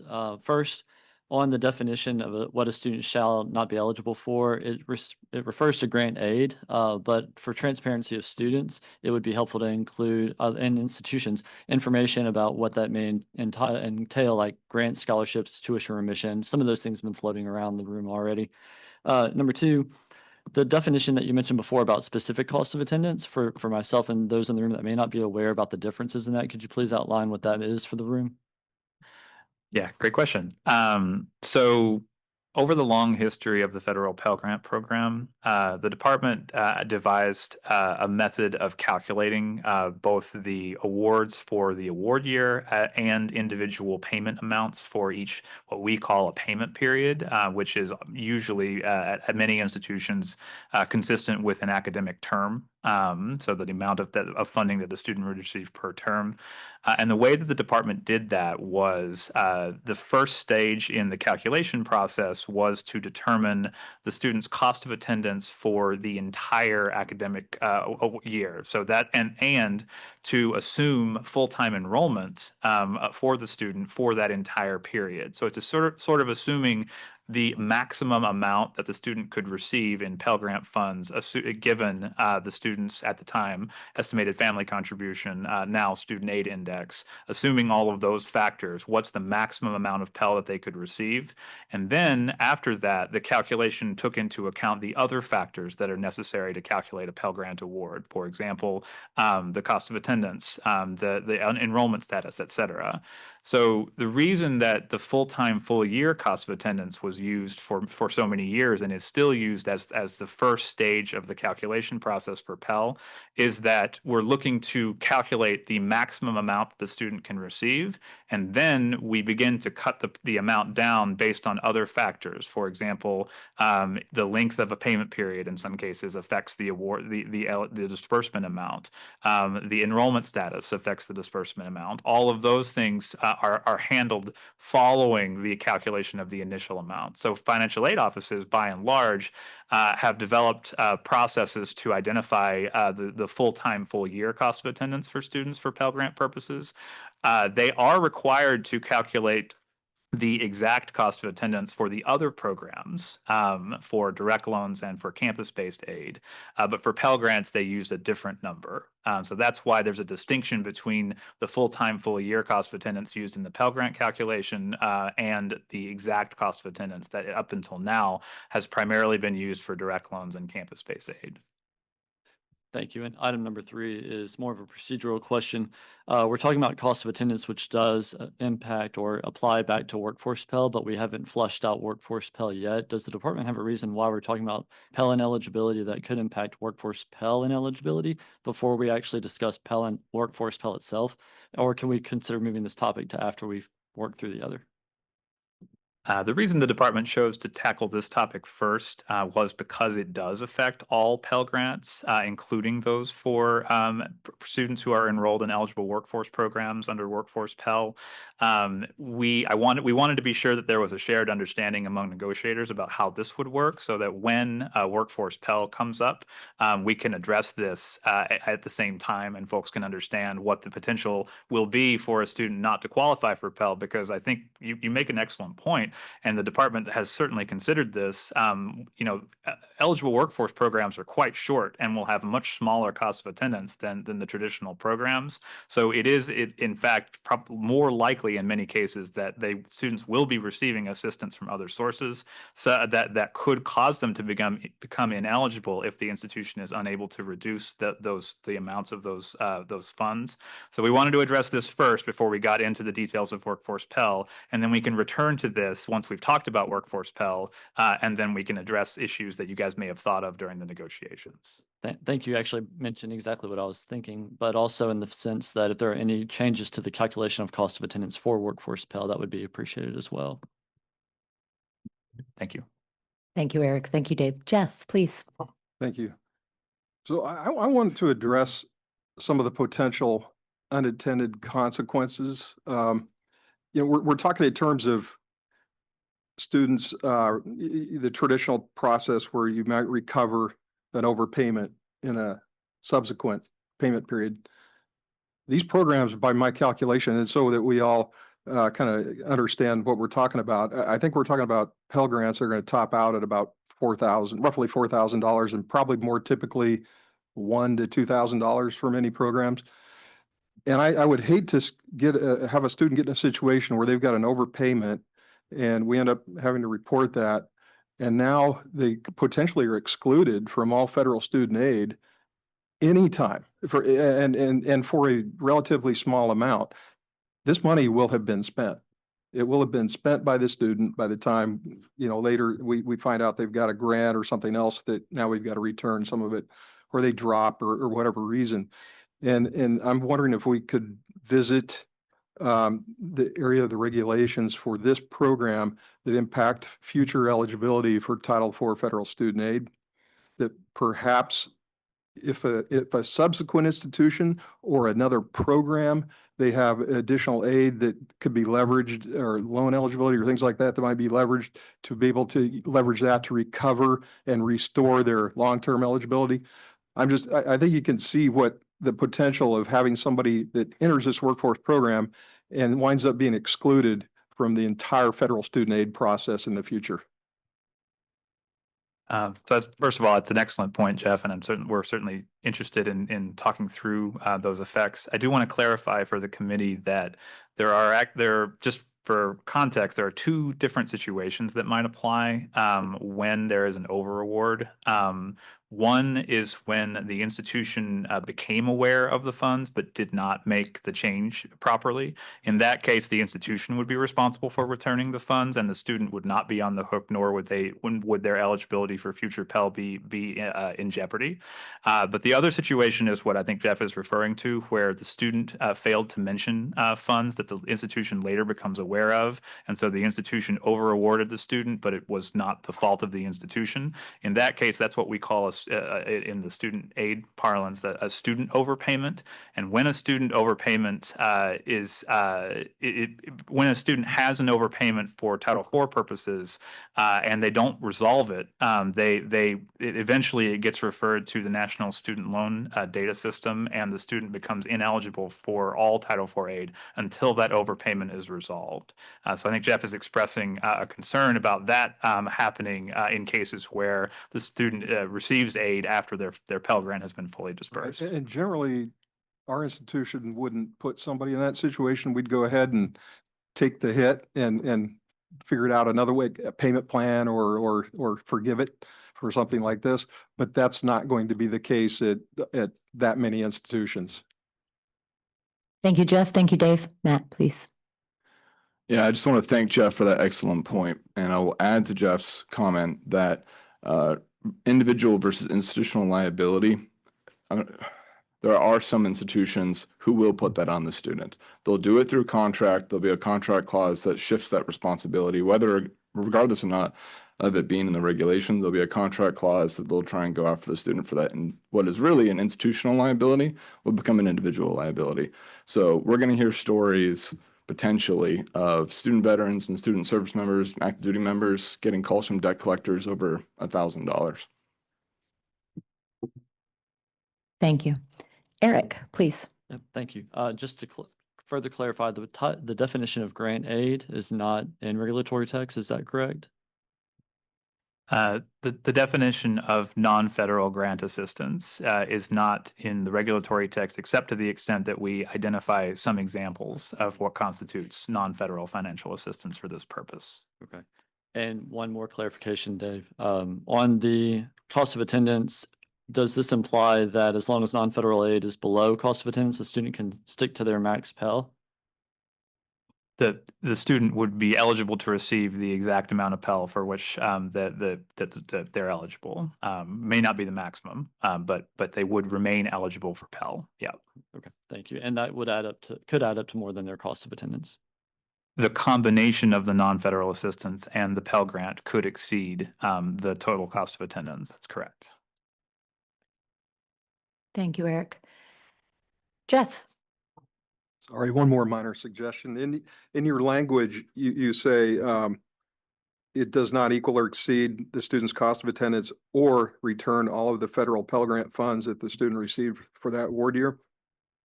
The or seems kind of awkward to me, and I'm wondering if that would read better if it does not equal or exceed the student's cost of attendance up to the entire amount of Pell Grants received. Because it almost implies it's one of the, an or kind of to me means one of the other. And it just seems to flow better, I think, by saying that you would return until it does not equal or exceed the student's cost of attendance up to the total amount of federal Pell Grant funds paid. Something. Jake, please. Yeah, it is one or the other because the statutory language says, that the non-federal aid can't, or that they lose Pell eligibility if it meets or exceeds cost of attendance, right? So what this does is it forces the school to either adjust the non-federal aid to below the cost of attendance, or it requires them to return the Pell Grant funds that would be, given out otherwise because they're now over the cost of attendance. So it has to be or, because it's forcing the school to make a choice there. Well, if you're the attorney, if you think that, I agree. I just thought it was awkward, so I just pointed it out. Thank you, Jeff. Thank you, Jake. I'm not seeing, Eric, back to you. Lingering. Okay. And Jeff, you're good? Perfect. Seeing no other cards, I want to thank the committee for the comments, questions, and discussion around topic 1. And with that, I'd like to turn it back over to you, Dave, to move us forward in our agenda. Okay, thank you, Kayla. Especially since we've had a number of comments about the calculation of Pell Grants, and we had a helpful mention from Jeff about explaining a little bit about the sort of upper limits of Pell Grants for Workforce Pell. We wanted to take a moment to provide you guys with a more specific example of how Pell Grants are actually calculated, how Pell Grants would be calculated for Workforce Pell before we get into the nitty-gritty of the Workforce Pell regulations. So for that, I'd like to introduce one of my staff, Aaron Washington. He is our Pell Grant subject matter expert, and he's going to walk through some examples of how Pell Grants would be calculated for eligible workforce programs under these regulations. Under our normal regulatory and statutory requirements for calculating a Pell Grant. Hello, everybody. It's a pleasure to be with you all, and let's just dive right in. So I think you see a big red banner on top of in the header of the document that said there are no changes to how to calculate a federal Pell Grant. And I just wanted to make that totally clear for the eligible workforce portion of the discussion. We're not proposing any changes, or we're not opening up the Pell formulas or calculations. These are just illustrative examples of what a student could receive based on some numbers that we kind of made up. You know, I get a lot of emails, and I'm sure a lot of people in this room get a lot of emails from students that are really excited, like when they see what Congress has appropriated for Pell for the year. It's like, oh, I see that I can get about $7,000 in Pell. Like, how do I get it? You know, and it's very, very straightforward. And a lot of times students don't realize that there are things that we have to take into account, like David was talking about, the student aid index or the enrollment intensity of the student if the program is offered in semester hours, or if the student is attending a certain amount of hours or a certain amount of weeks, how do we prorate that award? So not every student is going to receive $7,395 for the award year. And I think that these examples will hopefully let people listening in that have never engaged in how to calculate a federal Pell Grant understand what aid that they might actually be eligible for. And also, before we dive into the examples, one thing to note is they do not take into account cost of attendance. We didn't provide an example of cost of attendance, but the Pell Award cannot exceed cost of attendance. And if it does, then the Pell Award would have to be capped at cost of attendance. So we have 3 examples for you all, 2 clock hour examples and 1 credit hour example. In the first clock hour example, the individual is eligible for the minimum Pell Grant. So the minimum Pell Grant for the 25-26 award year is $740. This student is going to enroll in a program that is 150 clock hours and 8 weeks of instructional time. But the school defines the academic year as 900 clock hours and 26 weeks of instructional time. That is a regulatory minimum. If you're interested, you can pull up 34 CFR 668.3. Paragraph A establishes the regulatory minimums. It's very good reading. And there you go. So just based on the first 2 sentences, we know that that the student is not going to be eligible for the full $740. We're going to have to do some calculations, and we're going to have to determine how much this student is specifically eligible for because their program is less than the academic year minimums. The program is split into 2 payment periods. Under our regulations as well, a student is not eligible to receive a second disbursement in a Pell and a clock hour program until they complete half the weeks or half the clock hours in the overall length of the program. And so there will be 2 payment periods in this program. And the first payment period is going to be 75 weeks. 75 clock hours, second payment period, 75 clock hours, and this 4 weeks and 4 weeks for the first and second payment periods. And how we figure that out is we just divided the overall program by 2 to create those 2 payment periods. So we have to use Pell Formula 4. There's 5 Pell formulas, and we have to use Formula 4. Formula 4 is dedicated to clock hour programs and non-term programs. If you're interested in learning more about the individual Pell formulas, we have them laid out in great detail in Volume 7 of our Federal Student Aid Handbook. I also talk very fast. So if I start to go too fast, and people are like, wait, what did you just say? Somebody can just raise their hand and tell me to go a little slower. I should have. Okay, all right. I gotta defer to Kayla. All right. So for this example, we have to determine how much the student is eligible for. We always calculate Pell for the specific payment period. I think some people refer to it as a semester, term, quarter semester, trimester. And we will have to multiply the scheduled award times the lesser of a fraction that compares the weeks in the payment period to the weeks in the overall academic year, and or the weeks or the clock hours in the payment period and the clock hours in the overall definition of the academic year. And so we did our math here. Trust us, it's all correct. And it turns out that the lesser of the fractions is the hours. So therefore, the student would be eligible for $61.67 in the first payment period, and after they complete half the clock hours and weeks in that payment in the program, they can receive a second disbursement of $61.67. For this specific program. And remember, we prorated it because the program was 150 clock hours in 8 weeks. So that's how much they'd be eligible for. And you see some rounding in there. And the reason we round up and down is because you can't receive more Pell than the student would be eligible for. And so the exact number they'd be eligible for is $123.24. So you round up in the first payment period, down in the second payment period. All right, going to the next example. This time we decided to show, so the first example we showed you a student eligible for a minimum Pell Grant, and I don't think I mentioned this, 150 clock hours in 8 weeks is the regulatory minimum of an eligible workforce program. David Musser is going to go through that later, but under our definition of an eligible workforce program, that is the minimum that a program could be. And the maximum of a program could be is 599 clock hours or 14 weeks. And so we tried to do the two extremes, min Pell, shortest program, max Pell, longest program. So this program, this clock hour program as well, it's 599 clock hours and 14 weeks. If the school defined the program as one more week or one more clock hour, it wouldn't be subject to these regulations. It would not be an eligible workforce program. And so we do the same exact computation. So 2 payment periods, do the calculation, which fraction is less, either the comparing the hours in the payment period to the hours in the academic year, or the weeks in the payment period to the weeks in the academic year. And for this example, we determine that the weeks in the payment period is the lesser fraction, and the student is eligible for $1,990.96. And then after they complete half of the clock hours or half of the weeks in the program, they can receive the second disbursement of an equal amount. All right, our final example, Brian, if you want to scroll down a little bit, there you go. In our final example, we have a credit hour program, and there's a few differences in the credit hour program.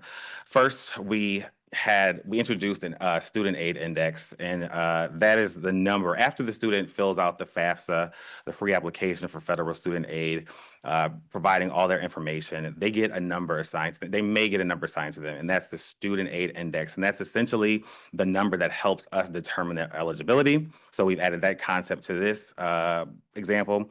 Also, we have to do a clock credit hour conversion because this program does not lead to a degree at the school, and all the credits don't transfer into a degree program at this institution. So we'll have to do a clock credit hour conversion.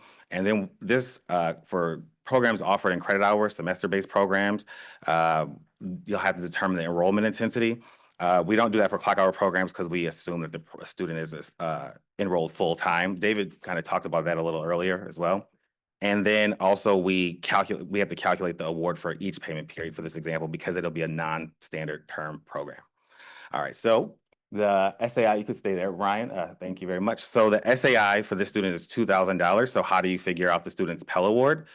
You subtract the student aid index from the maximum Pell Award for the award year, which is $7,395. And we get that the student is eligible for $5,395 for the entire year. So this student is going to enroll in a program that is 10 semester credit hour program, and it's offered in non-standard terms and requires 10 weeks of instruction. So here we're going to assume that the award year is 24 semester credit hours and 30 weeks of instructional time. That again is a regulatory minimum. Just as we saw in clock hours, and it's in the same exact place in our Code of Federal Regulations, 668.3. And we're going to start with the clock to credit hour conversion. And in the clock to credit hour conversion, because this program is offered in semester hours, one semester hour has to include 30 hours of clock hours of instruction. And doing the conversion will help us determine whether the program itself is eligible for federal student aid, and it will help us determine how many credits in each course can be used to calculate the student's enrollment intensity, which is the next step in the calculation. So we have a chart that you can see on the screen. And the first column, we tried to be really creative with the class names. So we have A, B, C, D, and E. But the most important part in the first column of the chart is that the first payment period is 6 weeks and it entails 3 classes, and the second payment period is 4 weeks and it has 2 classes. So very important in the next column, the school determines that each course has 30 hours of classroom instruction, and the credits assigned in the third column are 2. So the school is going to give the student 2 credits per course. And then we have to get to the last column where we do the clock to credit hour conversion. And that is dividing the 30 hours that the school determines are in each the 30 classroom hours in each course to the regulatory minimum for programs offered in semester hours, which is one semester hour has to be 30 hours. So we get one. So each course in this program can only include one credit hour in the determination of the student's enrollment intensity. So the next step in this is that we have to calculate the enrollment intensity. And the enrollment intensity is really the percentage of full-time enrollment for that specific student. So the calculation would be for the first payment period, we see that we're able to package up to 3 credit hours, semester credit hours for the student. So we divide that by 12, and 12 is the school's definition of a full-time student. And that's how we prorate that. And we multiply it times the student scheduled award. And so for the first payment period, the student scheduled award is $1,348.75. And for the second payment period, we do the same exact math and we get the student is eligible for $899.17. And because this program is offered in, we have to use formula number 3 for this program because it's a non-standard term program. There's a link. I think we're gonna post this to our website. So there's a link there that folks will be able to click to see what the department's definition of a standard term program is. And if it doesn't meet that definition, then the program would have to be, the school would have to use Formula 3 to calculate the Pell Grant for each payment period for the student. And so essentially, this program is offered as a semester hour program, and because the terms are less than 14 weeks, the school has to use formula number 3. And we prorate. So the final step in this is we have to calculate the award for the specific payment period. And then we're going to prorate this award based on the number of weeks that the student is engaged in the program. So the first formula is we take the scheduled award times the weeks divided by the weeks in the academic year. Remember, we had to define our academic year by the regulatory minimum, which is 30 weeks. And so it's the $1,348.75 times the 6 weeks in the first payment period divided by 30. So for the first payment period, the student's eligible for $269.75. In the second payment period, the student's eligible for $119.89. And that concludes my presentation. Mouth got a little dry. Thank you very much, Aaron. Hold for one moment. Committee members, do we have any questions for Aaron? Jeff, please get us started. So Aaron, do you foresee the possibility that a workforce Pell Grant program could be 100% transferable to one associate degree program and to be able to convert it 15-1? Is there any plan to address that in any additional way other than to let that stand that way? That might be a policy question for Dave. Yeah, I can respond to that one. So currently, the department does not plan to make any changes to the clock to credit conversion regulations, and it would essentially flow exactly from that. But you make a good point. We talked a little bit about this in development of the regulations. As we'll get to a little bit later, the requirements for state governors specify that the credit in these programs has to be applicable to a program, but it does not have to be at the same institution. So in cases where the credit is applicable to a program at another institution, the program may still be subject to the clock to credit conversion requirements. Thank you. Eric. Thank you for your presentation. Is there any interest in considering another formula for Pell calculations? Because when we consider workforce Pell, let's just talk about the reality of the students we're talking about.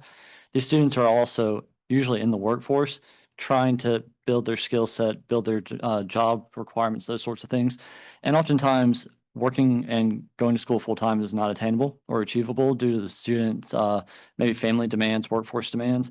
And so isolating Pell calculations between the number of hours and the number of weeks automatically may reduce that Pell to a minimal amount that may not be beneficial to a student because the number of weeks in the program itself may actually be extended beyond what is here in terms of getting a certain number of hours within that same framework. I just find it difficult to imagine that the students in my state and my other constituents would be able to really take advantage of this type of program under its current proposal in terms of how the rules are set, because it will limit them in terms of being able to really access it. Case in point, a student may be working in a barbershop and not able to go to school full time by any means, but still want to build skills necessary. Maybe they're only able to take one type of workforce course under this program. It's not going to be sufficient to really pay that based on the calculation of the Pell amount under this current proposal. So I'd really consider just maybe thinking through this a little bit more. Thank you for your comments. I did, mention that based on like the text here, I from the outset that we weren't considering that, but that could be potentially a better question for Mike. So the department feels strongly that the clock to credit conversion is not something that we want to touch at this rulemaking, and there's a lot of reasons for that. The conversion is designed, or was designed years ago, to address a significant problem in the federal student aid programs of program length inflation, where institutions would assign credit hours that did not include a sufficient amount of instruction to justify the amount of funds that they were receiving. And we believe that approach, the conversion requirements still serve the same purpose for Workforce Pell, and in fact, the Workforce Pell, because it's a new type of program that is currently untested, we do not feel it's appropriate at this time to make changes to those regulations, despite your very understandable concerns about the effects on students. There are some very important implications for program integrity that we still need to address. Thank you, Eric. Thank you, Dave. Seeing no other questions, Aaron, thank you very much for your presentation. I was waiting for like a math question like this, but hey, all right, thank you. Dave, is this a good time to move to topic 2? I'll turn it over to you. Yep, a little bit ahead of schedule. And so let's just give Aaron a second to get situated here.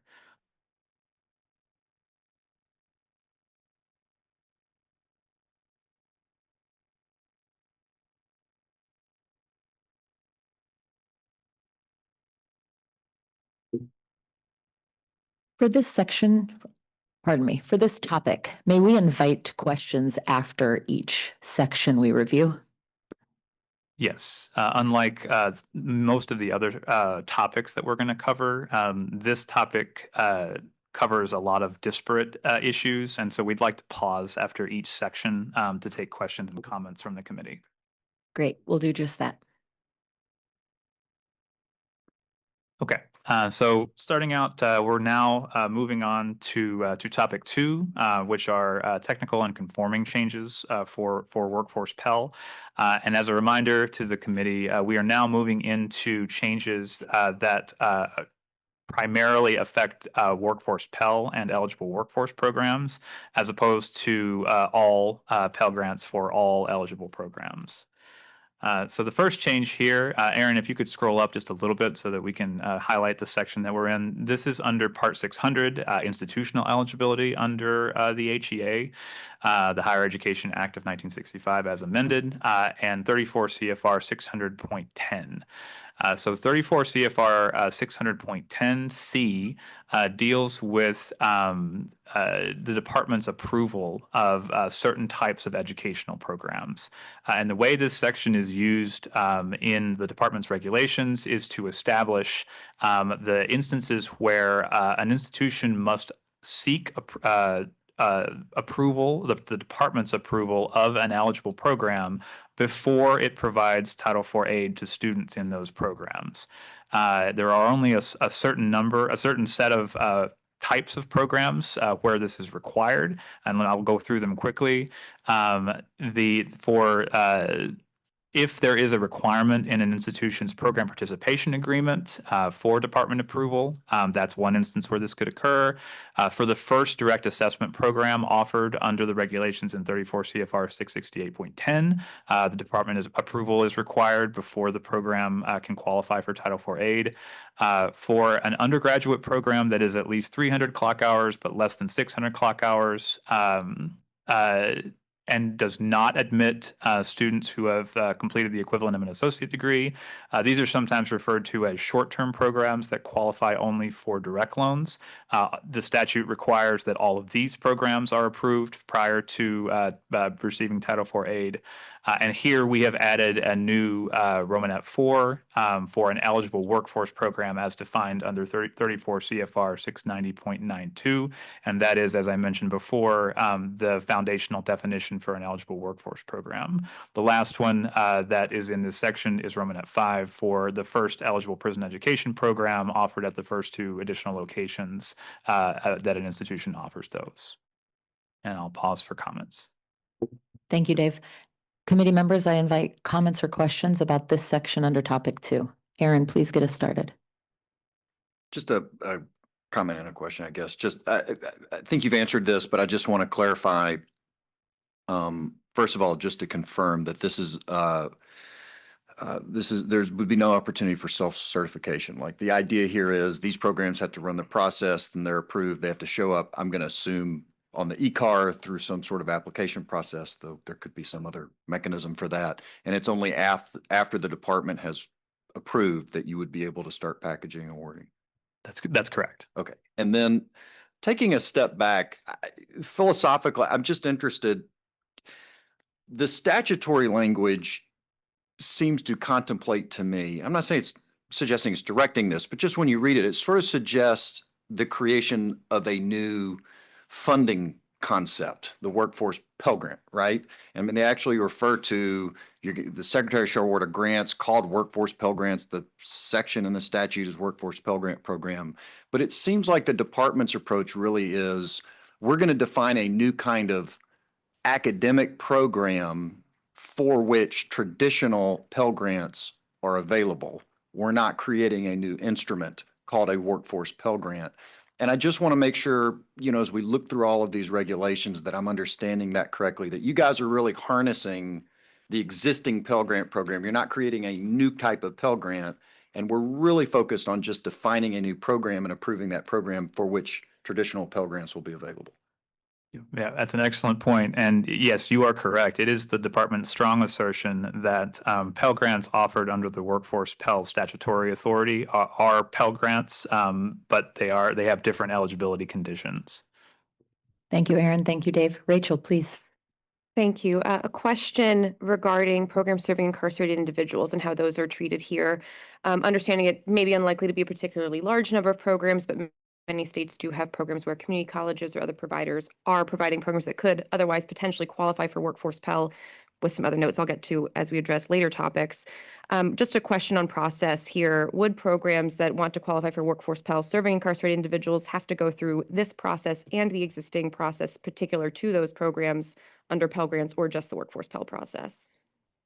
They would have to qualify under both sets of conditions, and our federal student aid colleagues are already thinking through how that works in reality in our eligibility system. But yes, they would have to meet both sets of requirements, and depending on the circumstance, whether it's the first prison education program offered by the institution, they may have to be approved before, and it would always have to be approved before becoming Title IV eligible, but they'd have to go through both sets of requirements. Thank you.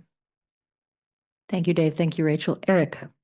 To build off something Aaron mentioned a second ago, not only are we creating another extension of the Pell down towards that lower level of offering, but would Pell and all subsequent aid programs that are eligible for students that meet certain requirements under Pell, like SCOG, also be available under Workforce Pell?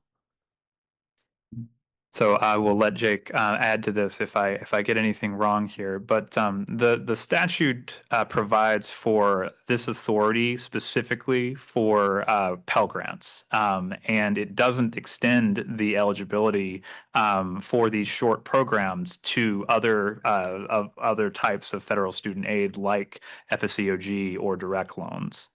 And there are other statutory provisions that dictate the minimum program length for those programs, but that do not apply to programs under the Workforce Pell statutory requirements. And so to further this discussion thread, Federal Pell and SEOG were both enacted under the Education Amendments Act of 1972 together, even though Pell was referred to as Basic Education Opportunity Grant then. I believe that would be important to reconsider and however the rulemaking process goes to extend it to SEOG, because SEOG is available to students who are at the highest need that qualify under Pell. Second, if I may, to build off of the comment on prison education, there's also transition education programs, and that's something that I'm very concerned about students in our transitional education programs that have intellectual disabilities. Any workforce training can help them enter the workforce in general. They may not appear on high wage, high demand type of occupations, but individuals with intellectual disabilities may not qualify under workforce Pell based on the parameters that we're going to discuss later today and this week. But I do believe strongly that if there can be some exception or addition for individuals in those programs at post-secondary institutions that fall under all other approvals here, that their lives would be made better in terms of being able to participate in the workforce. And just a constituent group maybe that I represent that we might want to also consider. They are eligible for Pell under, I think it's 668 subpart 230 something. Yeah, thank you. Please, Jake. Yeah, just to respond to both points, I think if you have any specific language you'd like us to consider, please send it. I think when we're talking about overlapping eligibility for different programs, student aid programs are kind of circles within circles, right? Sometimes they overlap, sometimes they don't. Sometimes they're a circle within a circle within a circle, which is like what the prison workforce Pell would be. To that extent, if you have any hypotheticals or questioning, how the eligibility works, please send it to us in writing. We can look at all of those, but we don't want to necessarily make quick answers about how those things would work because we don't want to be wrong about them. And, I think maybe we could set some time up to talk through how each thing interplays, but it might not be most productive for us to just run through them one by one because we don't want to be wrong. Thank you, Jake. Thank you, Eric. Jeff, please.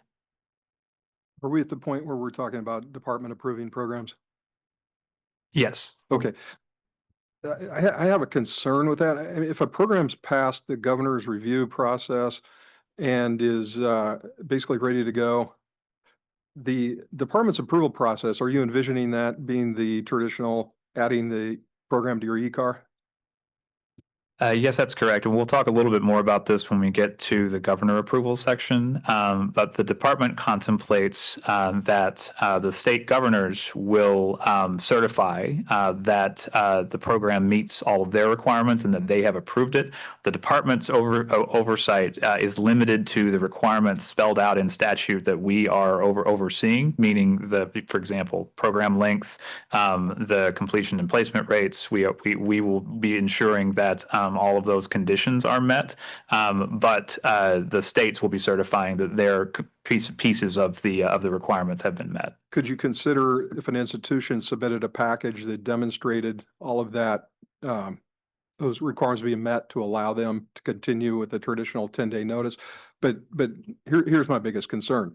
That process I've experienced taking 12 to 24 months to complete.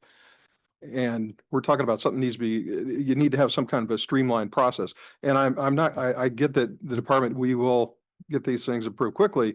You can say that, but then we leave the door open for any particular department of administration to stiff arm institutions that they may want to stiff arm and exclude them from the process just by administrative processes.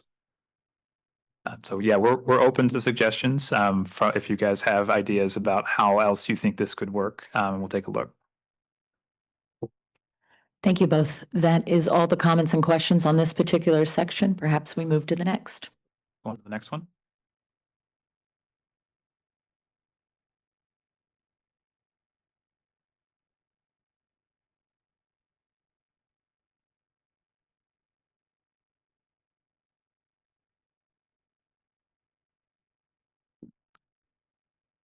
All right, and starting on the second section that's amended under this topic, now we've moved on to Part 668, the Student Assistance General Provisions Regulations, and 34 CFR 668.5, written arrangements to provide educational programs. So just some general context about this particular section of the regulations. This has to do with arrangements that eligible institutions make in the earlier subsections dealing with other eligible institutions, and in subsection C that we're dealing with here, written arrangements between an eligible institution and an ineligible institution or organization for that ineligible entity to provide a portion of the program. And there are some very specific limits that the department has set over time on those written arrangements, such that an eligible institution must provide generally at least 50% of a program under these conditions. So we did make a change to this section that is specific to eligible workforce programs, and that is the regulations permit an ineligible entity to provide up to 25% of an eligible program, and that the ineligible workforce program also falls under that limit. So under this change, an institution could contract with an ineligible entity for the ineligible entity to offer up to 25% of the program. Now there's a separate authority that you see here under 3 Romanet 2, where if an eligible institution's accrediting agency specifically approves the arrangement, and the eligible institution and the ineligible entity are not owned and controlled by the same individual, or partnership or corporation, then the ineligible entity can offer between 25 and 50% of the program. Here we have prevented eligible workforce programs from being part of those arrangements where an ineligible entity can offer between 25 and 50% of the program. This is largely because the department, as I've mentioned before, is concerned with the newness of these programs. We recognize that many employers and other partners in industry want to assist with these programs, and that's why we left the 25% option for them to participate with an eligible institution. But we are concerned that offering up to 25% of the program will expand the program substantially in ways that we may not have contemplated yet. So we right now under this regulatory language that would be prevented. So I'll pause now for questions and comments. Thank you, Dave. Committee members, do we have any questions or comments about this particular section? Preston, we'll begin with you. I wonder if you could provide some additional context on just how the department assesses whether less than 25 or more than 25% of a program is offered by an ineligible partner.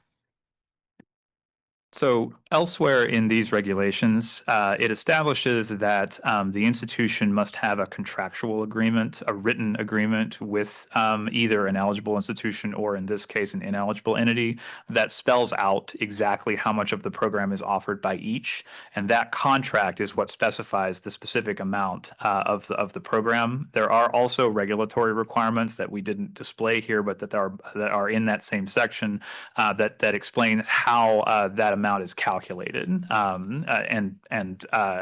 have to go back and take a look at the exact language there, but essentially it's a reflection of the number of credits in the program versus the total number, and which entity is generally responsible for the instruction for those courses. So not all partnerships involve instruction. This is the key point here. There may be partnerships that involve some types of support that do not rise to the level of instruction. But the regulations specify that once an ineligible entity is actually providing instruction for some of the coursework in the program, then it falls under these requirements. Thank you, Preston. Thank you, Dave. David, please.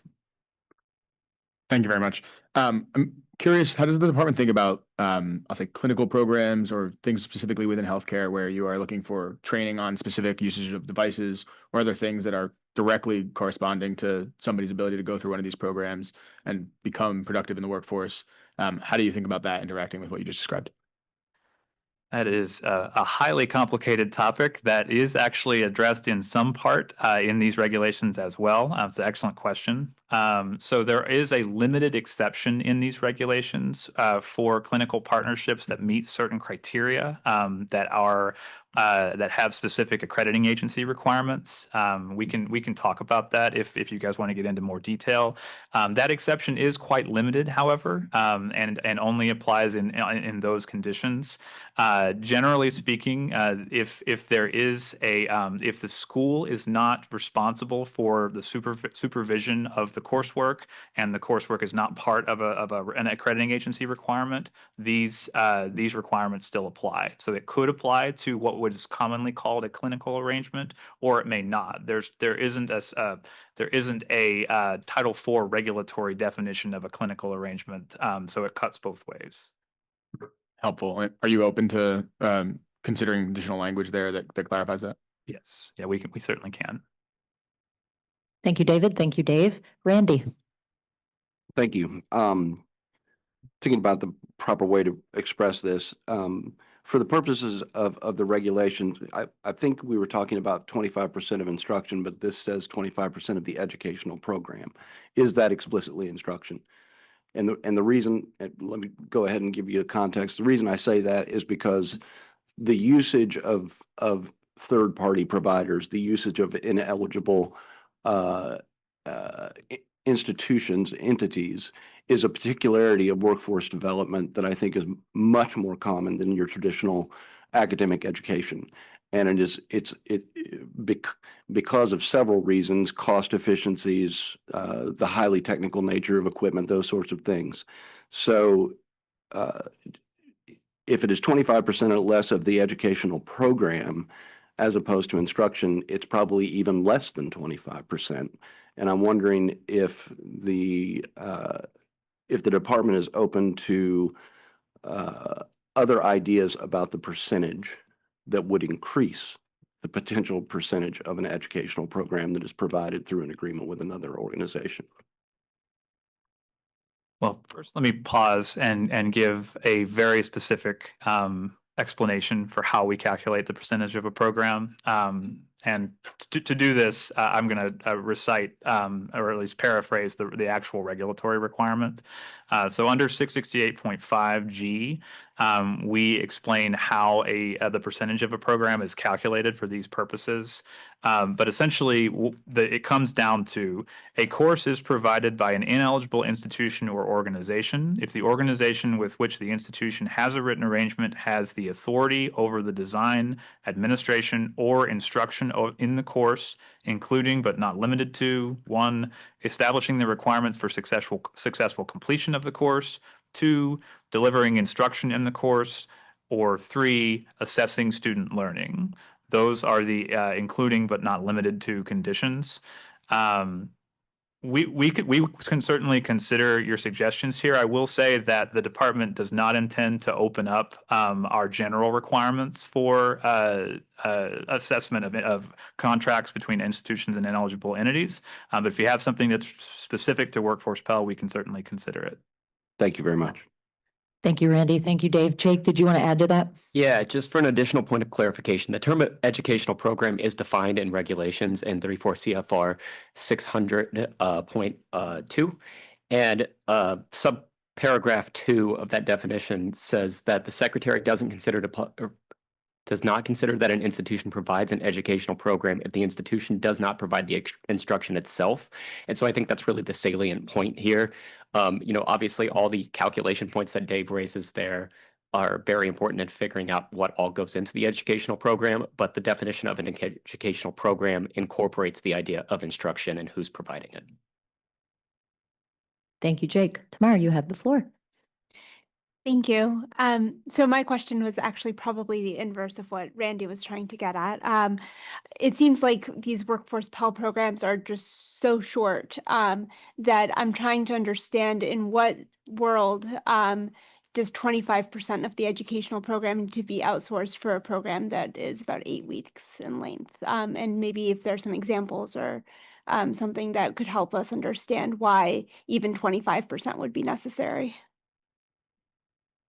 Jeff, please. Yeah, I think those would be examples where they were capital intensive equipment training as part of that program that the institution may not have, but would utilize the facilities and the staff at those facilities. So the students and the trainees get hands-on experience with it. Thank you, Jeff. Please. If I may, I can give a probably a pretty good example that a lot of folks, a handful of our colleges provide truck driver training. They have their own trucks, they have their own facilities, their own maintenance and that sort of thing. But the vast majority of colleges cannot afford to do that. So we have contractual arrangements with truck driving schools whereby they are on our campuses providing instruction on our behalf through very specific sharing agreements and those sorts of things. But it's not just limited to truck driving. There are any number of very expensive programs that we would use an outside provider for. Thank you, Randy. Go ahead, Dave. So just one thing I want to mention before we leave this topic. The department considered a variety of approaches when we discussed this particular issue. And the department could have taken the position that we weren't going to make any changes to this section, and we would have just left the limit at 50% under those conditions. We also considered not permitting written arrangements at all for these programs, but we decided that we would start with a middle position because although we have concerns about the risk to students and taxpayers that these programs could present depending on the extent of these arrangements. We believe that the arrangements could also be beneficial and that industry and employers may have very legitimate interest in joining institutions and offering portions of the program. So we started in the middle, but we are open to ideas on either side of that. Thank you again for the comments. Questions? Oh, Preston, please. Yeah, just more of a comment. I just want to say I think the department did a very good job striking the balance here that leaves the door open for those 25% ineligible providers to provide instruction when there is a need to outsource certain components of the course, but while requiring, the bulk of instruction to be offered by the eligible institution. I think when we're dealing with a completely new program like Workforce Pell, it makes sense to adopt a degree of caution and go slow, and perhaps in the future we can revisit these regulations. But for now, I think the current proposal strikes a good balance.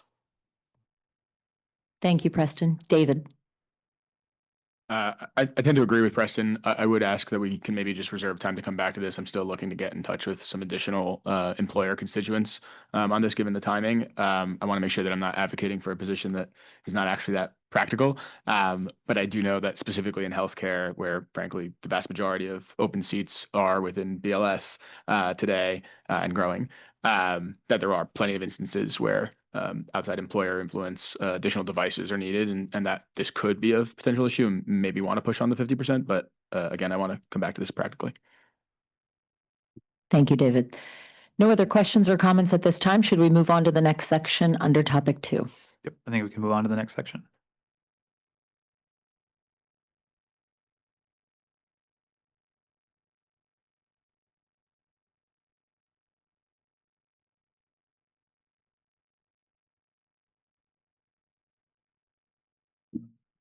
All right, then. So now we've moved into 34 CFR 668.8, which describes all of the different types of eligible programs that can qualify for assistance under the Title IV programs under the HEA.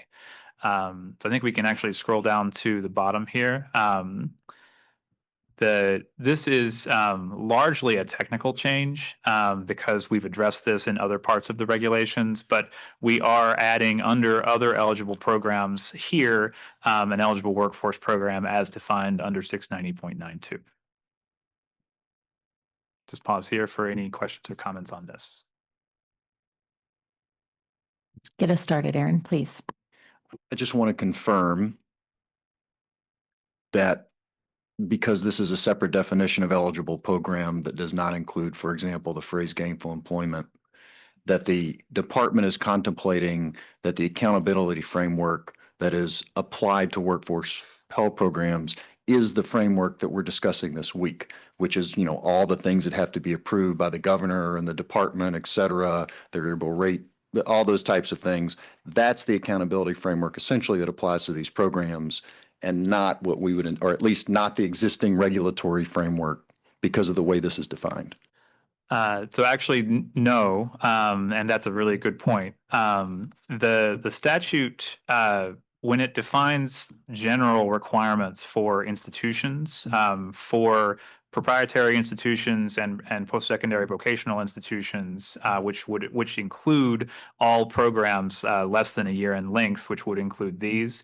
Both the statute requires that the program leads to gainful employment in a recognized occupation, and therefore those provisions would apply to eligible workforce programs and workforce Pell, in addition to the other statutory requirements that we will discuss as part of these specific regulations.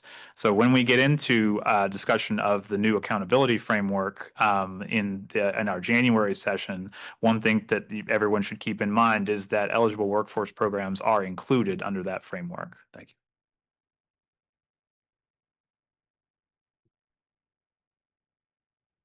Seeing no other questions or concerns or comments at this time, Dave, may we move to the next section? Yep, we can move on.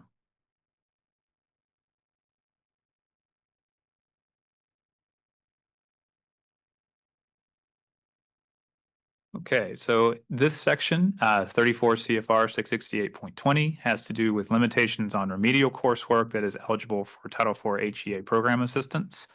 Of course, Aaron can scroll down just a little bit here. We've added a new subsection G that deals specifically with eligible workforce programs. Here we say an institution may not take into account any non-credit or reduced credit remedial course, including a course in English as a second language for a student enrolled in an eligible workforce program as defined under 34 CFR 690.92 that is offered in credit hours. Now, there is an extensive explanation for why we wrote it in this very specific way. So I'm going to pause and give that explanation before we get into our discussion on the topic. So we have within internal at the department, we've talked about the issue of non-credit coursework for quite some time. As many of you may know, non-credit programs are an important component of workforce programs in the United States.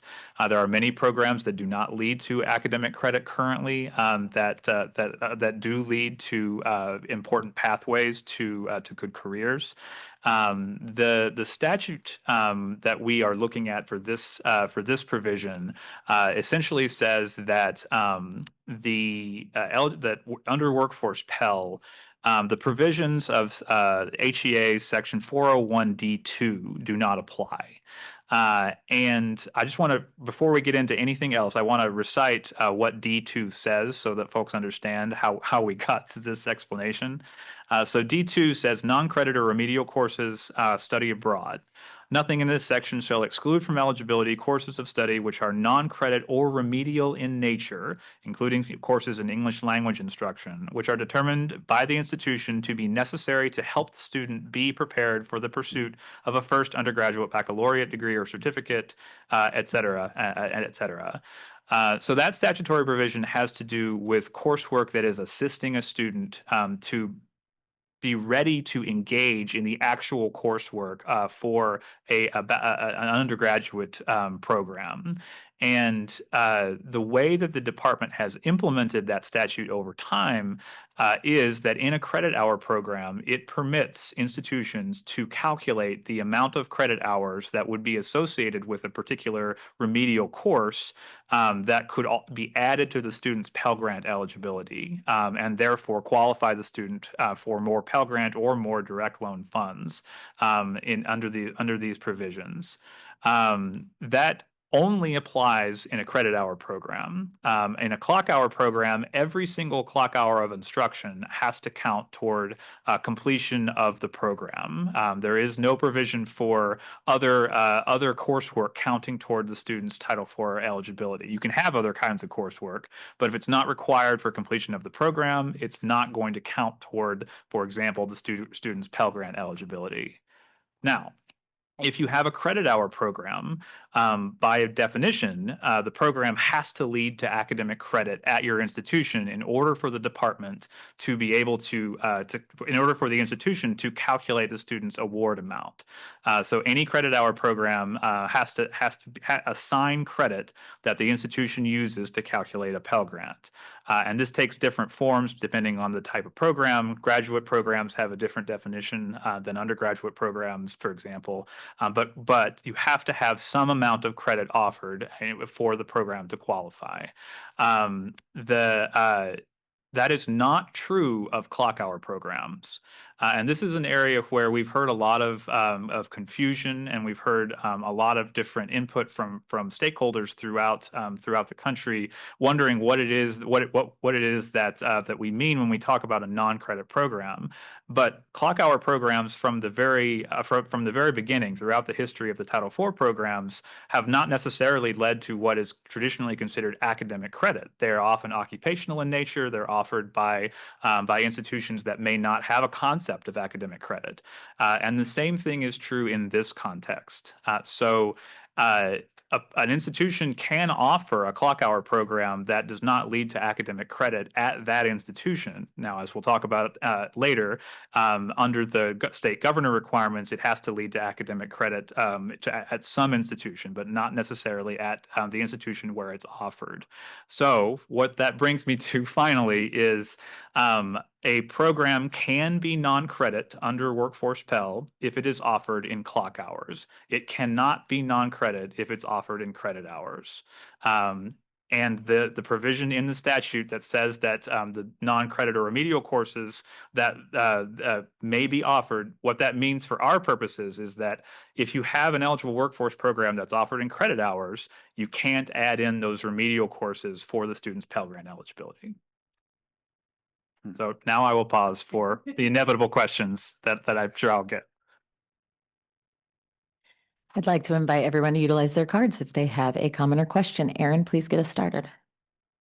Well, I'm not going to wade into all of that. I just had a drafting note. I just wanted to suggest leading in determining a student's enrollment status and cost of attendance, comma, because it's not nested. There's no lead in this regulatory section that would clarify that. Yeah, we'd be interested to see that suggestion. Thank you.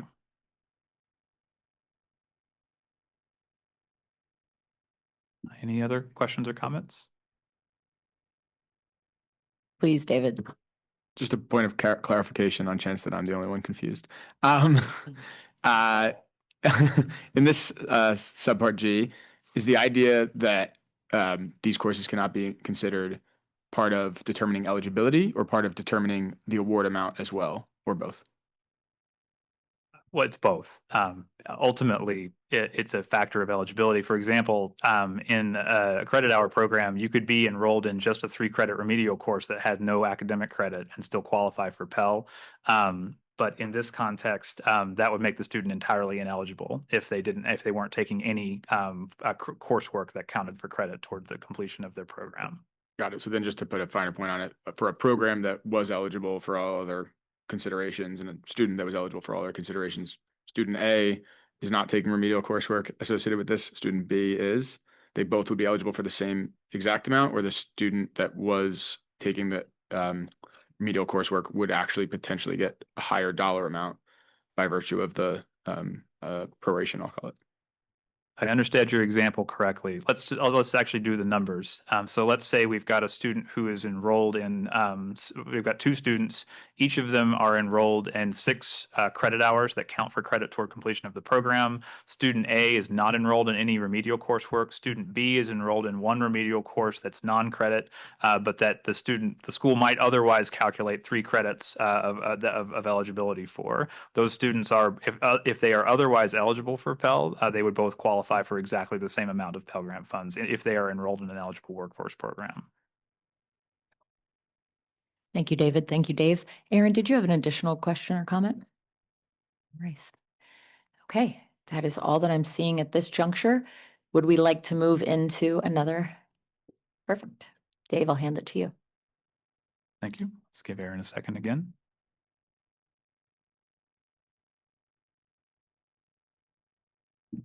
Okay. So now we're heading into 34 CFR 668.32, student eligibility. And this section details the specific requirements for an individual to qualify for the various Title IV programs. You'll even see some old favorites, ACG and SMART, academic competitiveness, that have not yet come out of the regulations.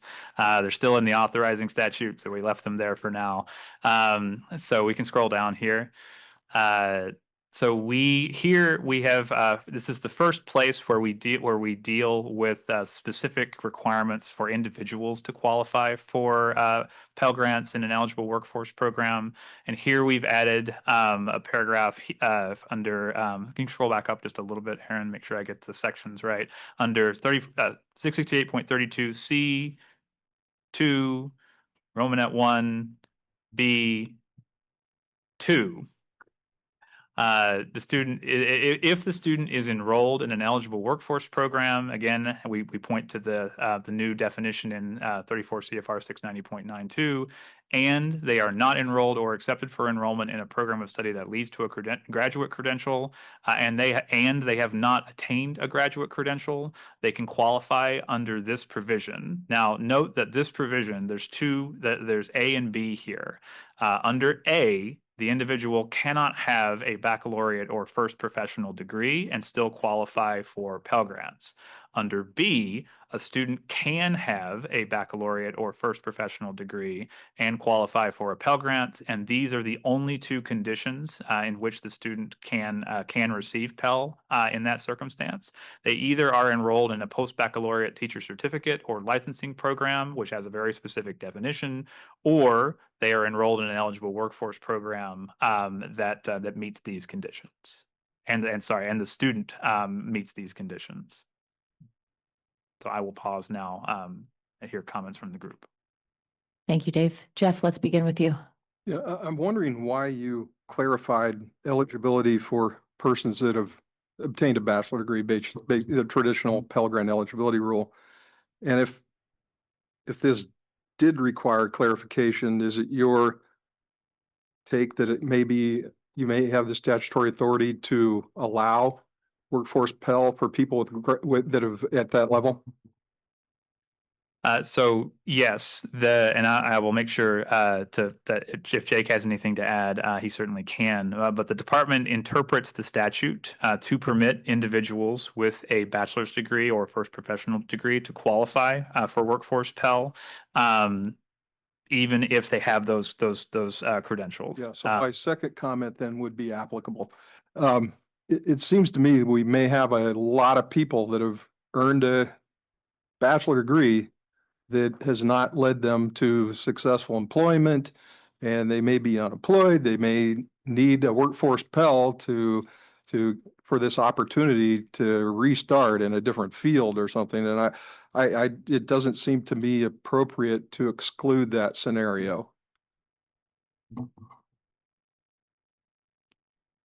Jake, please. So just as a matter of statutory authority, in terms of Pell Grants, the Secretary has the authority to allow Pell Grants to be made at the post-baccalaureate level on a case-by-case basis. If you watch the last NEGREG, we spent a lot of time talking through what a professional degree is and what a professional degree isn't.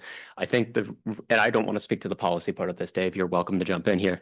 I think we have the authority to pick and choose where, Pell should be allowed to be dispensed at the graduate level.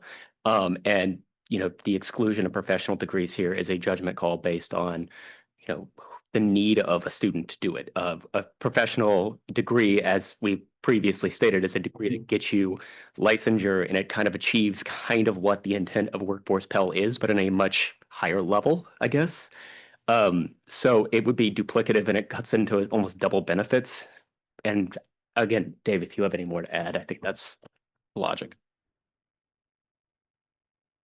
So I can express from a policy perspective what the department's intent is here, and we read the statute to make Pell available to individuals that have a baccalaureate or first professional degree under certain circumstances. However, the statute specifically says has not attained a graduate credential, and I think looking at this, it might make sense for us to say or professional credential here to make that clear. We can take that back and take a look at it. But we'll take a note here to take another look. I would just attest that we have a number of students that come to our institution with bachelor degrees and whatever, and either want to layer on some computer science skills. It's one of our expertise areas, and they come to us to take a certificate or diploma in a computer science that normally I would say, I wouldn't think that particular program, given AI and everything, would lead anywhere to employment. But when you pair it with a bachelor degree, it's an incredible opportunity. And it could be that a shorter program may even get them there too. Any follow-up there before I move on? Go ahead, Jeff, please. Just to be clear, Jeff, the way this is written, it would, the scenario that you just described would be allowable. I just want to make sure we're on the same page. Yeah. Sorry, I think there might have been some confusion there, but the department does interpret that an individual that has a bachelor's degree. So, for example, if an institution had a program where a student finishes their baccalaureate degree and then realizes they need some additional skills in a particular area, seeks to enroll in an eligible workforce program, they could do that as long as they don't already have a graduate credential, or and the thing that they're applying to is not also a graduate credential. Yeah, so they just can't be enrolled in one of those programs. Correct. I still would see people with graduate degrees in a similar situation, but yeah. Thank you all. Preston, thank you for your patience, please. Thank you. I very much understand and appreciate the department's rationale for allowing people with who have bachelor's degrees but not graduate degrees to still access workforce Pell dollars to enroll in workforce programs. I guess I would encourage the department to consider how this might interact with the value-added earnings test for workforce Pell under 690.95. So the value-added earnings test, we'll get to this later, basically says that the median earnings of a program's graduates have to exceed 150% of the poverty line plus the cost of attendance. That's a pretty low bar. I mean, that's going to be between $25,000, $30,000 bar for most programs. That, I think, was a earning standard designed with high school graduates, people who don't have post-secondary education in mind. And I do wonder if allowing students with bachelor's degrees into the workforce Pell program might artificially inflate the value-added earnings that are being measured by the department to determine eligibility for workforce Pell Grant programs. So I would just encourage a little bit more thought about that potential problem. Thank you, Preston. Aaron, you were next. Yeah, is there a definition of graduate credential? I wasn't clear if we're talking about graduate degrees specifically, post-baccalaureate certificates, graduate certificates, because in my mind, there's some material distinction there. Yeah, that's what I was referring to a little bit earlier. I think we might need a little bit of work on that language. So we'll take that back. Thank you, Aaron. Thank you, Dave. Eric, you have the floor. Thank you. Two things. Students are more likely to receive Pell as they age out of dependent status and into independent status. And so there is a likelihood that students could become Pell eligible as they proceed through the bachelor's degree program and potentially have Pell eligibility even after they graduate with that bachelor's degree. And so I'm trying to frame this out in my head as to how they would then be able to use it for workforce Pell post-graduation. So just an observation, I might ask for some data about that from the department. Number two, under subpart 2, Romanet 1, it says is not enrolled or accepted for enrollment. How does the department operationalize whether or not a student is accepted for enrollment in a program of study that leads to a graduate credential? Because from an institutional standpoint, we have very clear delineation between applied, admitted, accept, those sorts of things. How do we manage that statement? So currently, we do have a definition of enrolled in 34 CFR. I believe it's 668.2. I don't believe we specifically define acceptance for enrollment right now. The traditional interpretation is that the institution has extended an admission offer to the student, and the student has accepted it. But we can take a look at that if you have a specific concern about that. Please. I do, because this is under the student eligibility section, and so this is based on the student, not on the institutions. And so if a student could be pursuing multiple avenues, right? And accepted for enrollment at one institution, going somewhere else to do workforce Pell training somewhere else, just trying to understand the complexities of how students move through these programs. Yeah, we'd definitely be interested in your thoughts about a way to define that more clearly. Thank you, Dave. Thank you, Eric. David, let's go to you. Sorry, I realized I misread something. No worries. Kristen. Thank you. Eric, may I work with you on that, please? Because a number of states are moving towards a direct admission. And so statewide dual enrollment between high school students and colleges is happening. And yet we don't want to dissuade students from accelerating their progress. So that'd be great if we could work together. As a caucus now or later? Oh, I don't know anything about caucuses. Thank you, Kristen. Thank you, Eric. Tamar. Thank you. I apologize. Before we go too far away, and it's okay if now's not the right time, but I did want to ask if we could circle back to some of the non-credit issue, just because, sorry, it took me a little minute to wrap my head around it. Sure. Truthfully.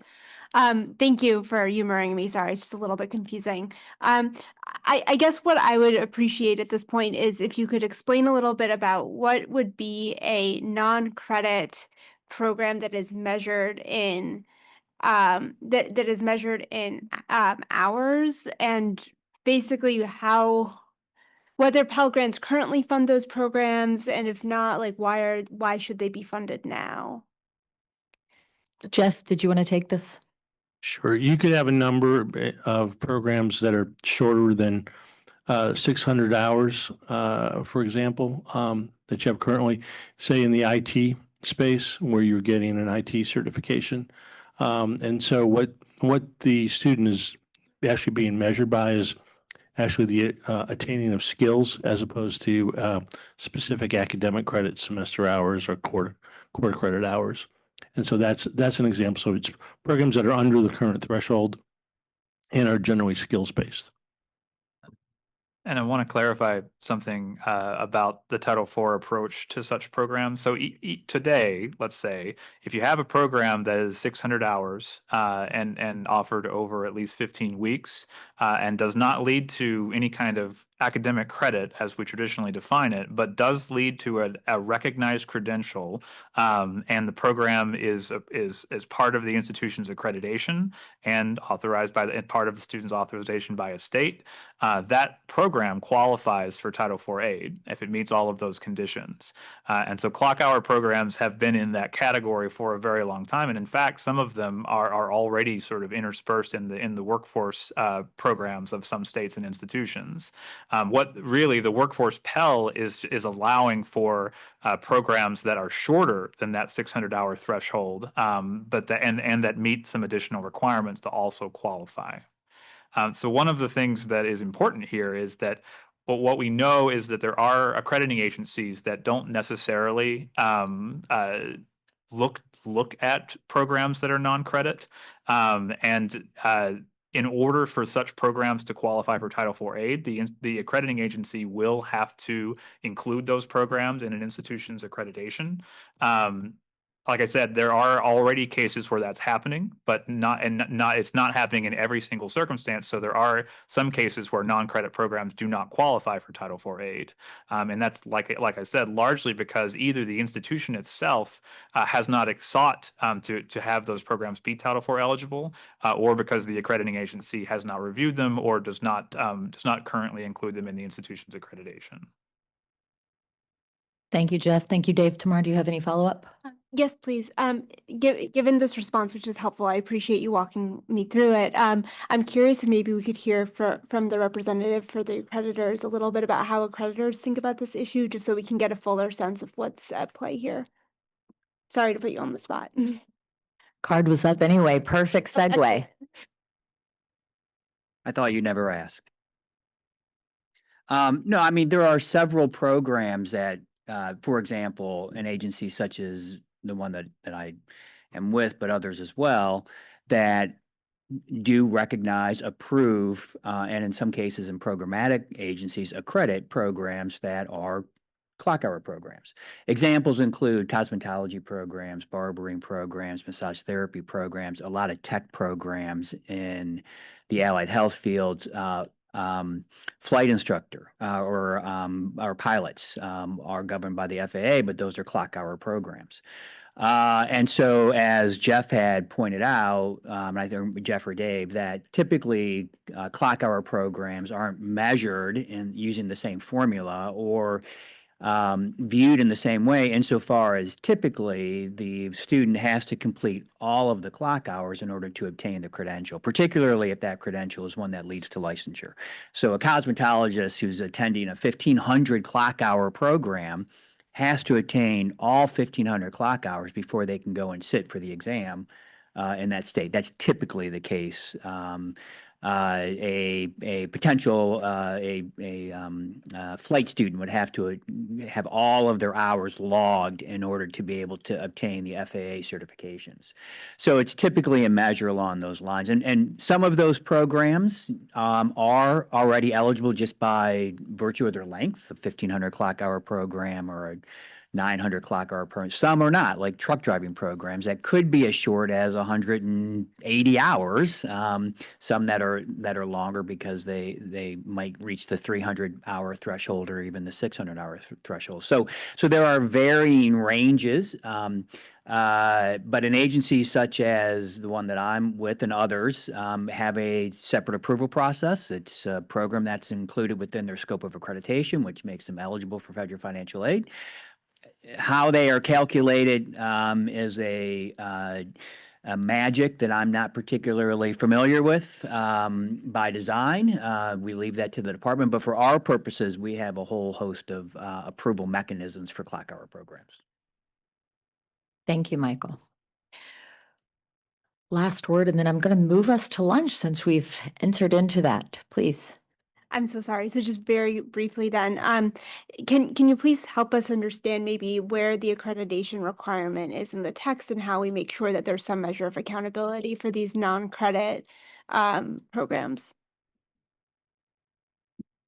Sure. So the requirement for accreditation appears elsewhere in the regulations under 34 CFR 600.4, 5, and 6. Those are the different types of institutions. Eligible workforce programs, just because of the way that the department has written the regulations over time, fit into only the 600.5 and 600.6 regulations, but all of them require accreditation, and those are the definitions of the different types of eligible institutions. The department considers an eligible institution to be the sum of all of its eligible programs.